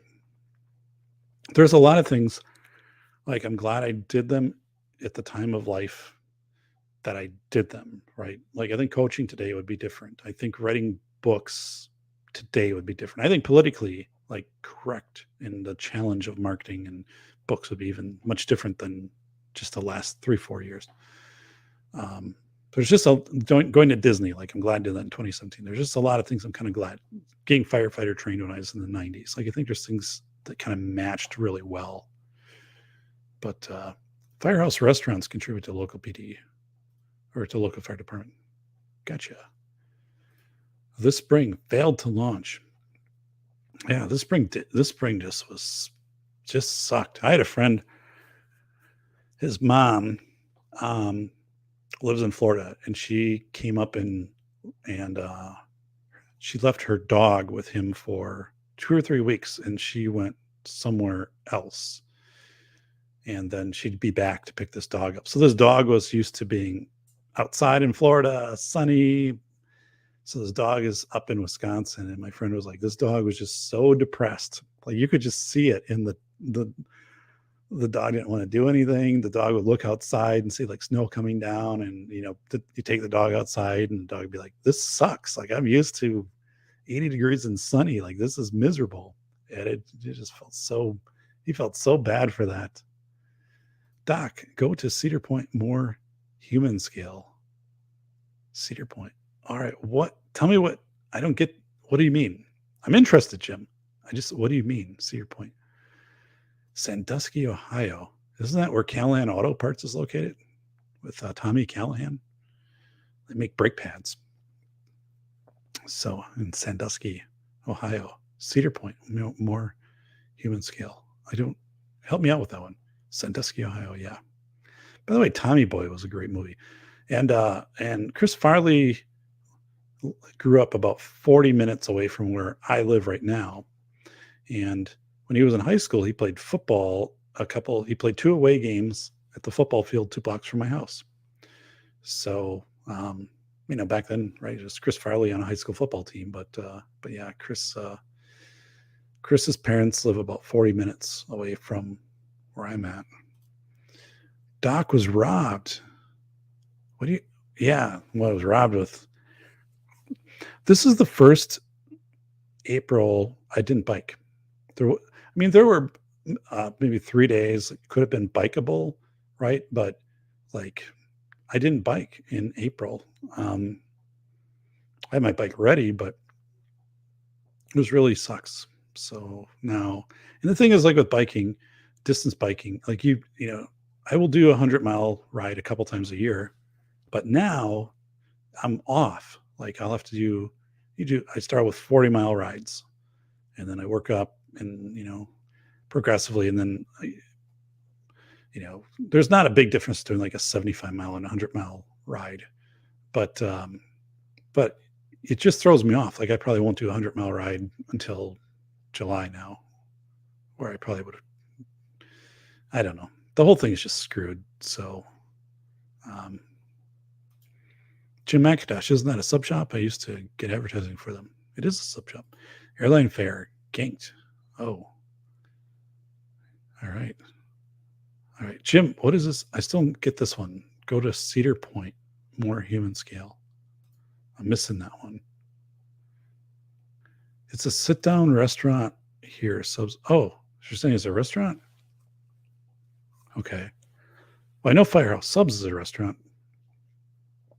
By the way, I've figured out about 2 times a week for lunch, I will go to our local festival foods. They have a deli, and everything's by weight, which is it's kind of interesting because you could load up on like chicken tenders and they weigh less than mashed potatoes. So like you could have a big container of chicken tenders that might be like $11, but if you like throw some mashed potatoes in there, then it's like 14.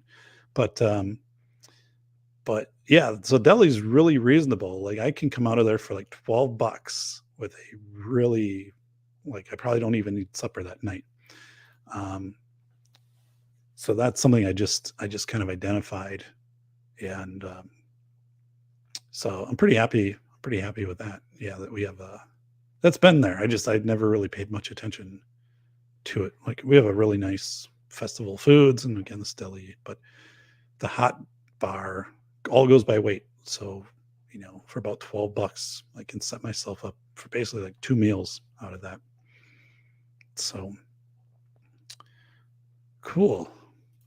All right. Well, I have a meeting tomorrow, so first of 3 in a row. Starting the consulting up again. It's kind of a cringe, a little bit. I don't say that because I don't like the consulting and all that. It's just it's like the reason it's happening is because it's a response to the world situation. So the response to the economy is everything else. Like it's completely. Things have become so unstable. It's a hedge against that, right? Which, like if you retired in 2007 or 2015 or whatever, and you're drawing from your 401k or whatever, your living expenses and the market is going down, and you're not cost averaging with capital gains or dividends or stuff, like it's got to be pretty freaky, pretty horrifying to look at your statements. I mean, and be like, I'm taking money out while I'm down 20% or something. It's not my situation, but, but again, I'm just like, I don't know. I guess I think I gotta fire up the consulting because I just am so unnerved by what's happening with the economy. So like I-bonds right now are paying 9.62% inflation rate, which is crazy. So, I'm really just, I'm looking at this as a pure formula play of like, I'm going to kind of match how much I'm willing to work to what inflation is to try to just make up that gap, which who would have thought, like we'd be looking at 20-30% inflation, but it's kind of what I'm doing now. Jim's saying there's a great go-kart place near Lapeer. Got the Governor's just right there, right at the edge of braking side of his grip. Whoa. Yeah, this go-kart track is pretty tame. Where we go, it's nothing really wild, which is nice. The bacon to Jim. Never been to one, so I don't know. I'll check it out if you're couching for them. So yeah, mini golf is kind of like the big thing we do on our vacations, and then we or go out on like boat trips or something like that, and it's fun, right? It's fun for the kids to do some of these things, and so, but it's so weather dependent in this part of the country, right? It works in your favor usually in June, July, August. Not always, but usually. But where again, you're a warmer weather climate, you just got more opportunities for you. This is Jim. Hey, check out check out restaurant.com. Is there a place nearby? You like their food? The gift certificates are very good discount. It's cool. So we also have a Johnsonville Brat Hut, which is outside of our festival, which opens up in summer. And then it's Johnsonville Brat, so you got a certain threshold of quality of brat. So I've been waiting for that too. So big time. So all right, you guys are awesome, Jim.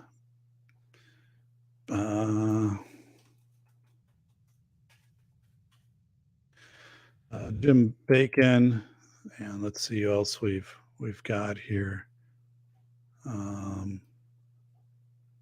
Hey, we've Solitude. So you guys are great. Appreciate it. Yeah. Contact me. The information's pretty easy to find. Actually, it's right here. So doc@gmail.com, right? If you're interested in reviewing either of my 2 books, and we'll work something out. Oh my goodness, it's Robert. He's been hiding. Here with Zero White Oil. He's been changing oil the whole time. He's changed oil on 7 vehicles since the show's been going on. He's listening. He's just doing a piece out. Appreciate you, buddy. And yeah, thank you very much. Yeah, so I'm going to run us out. And if you guys want to listen to past shows, it always helps out the analytics here.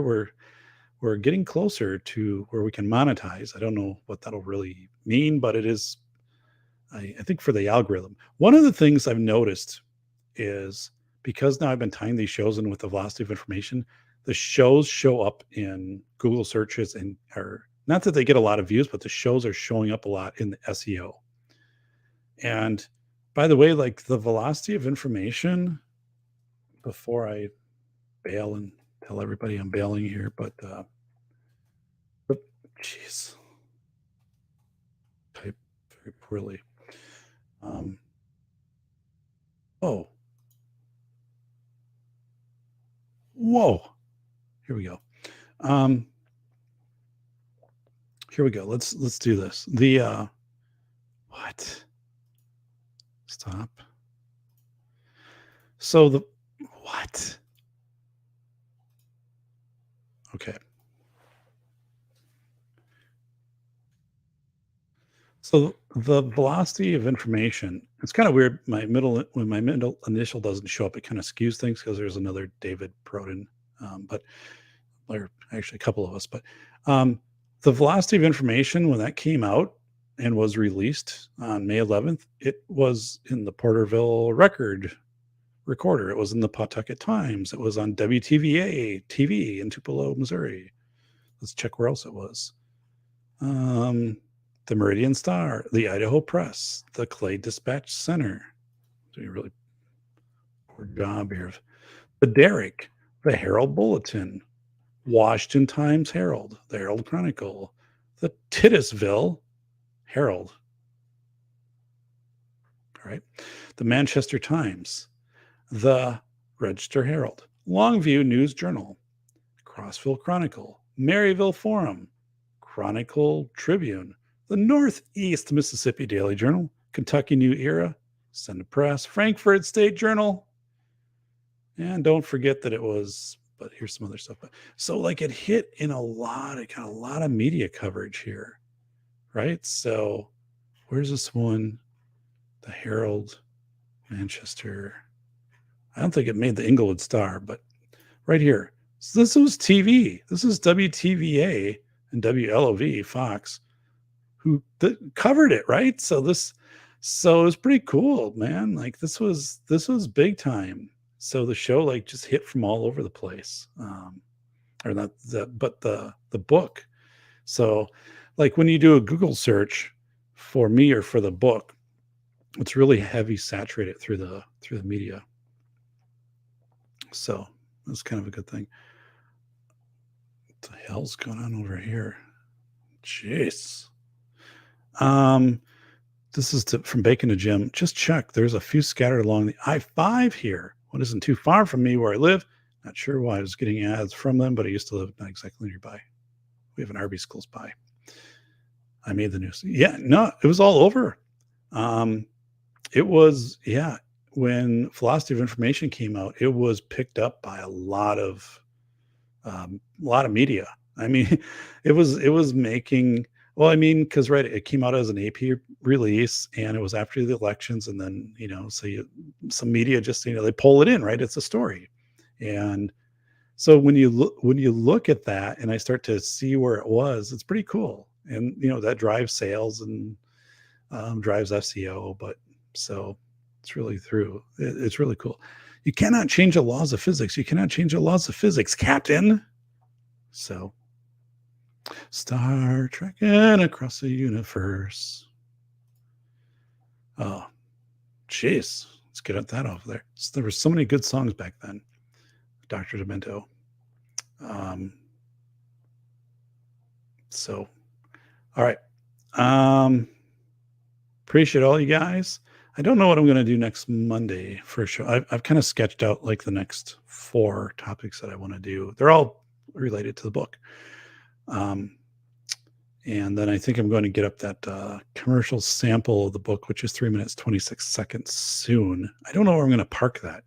I don't know if I should put it on my website, or I should probably just upload it to YouTube and link it out.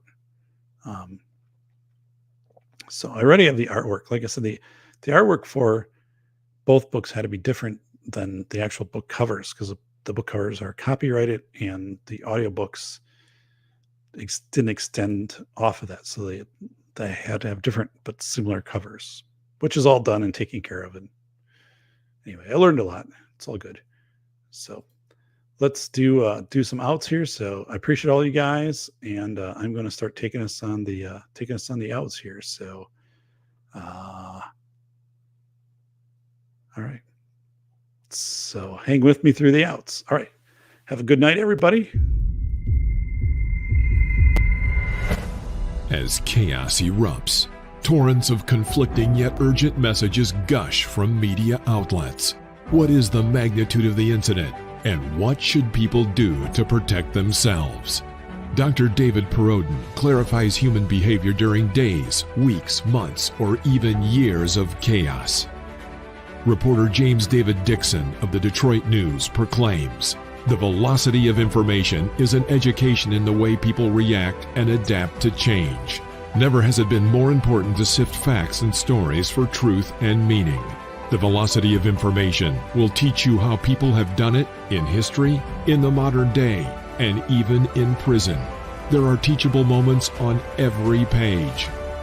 Buy The Velocity of Information, Human Thinking During Chaotic Times. Available from your favorite bookstore or online retailer.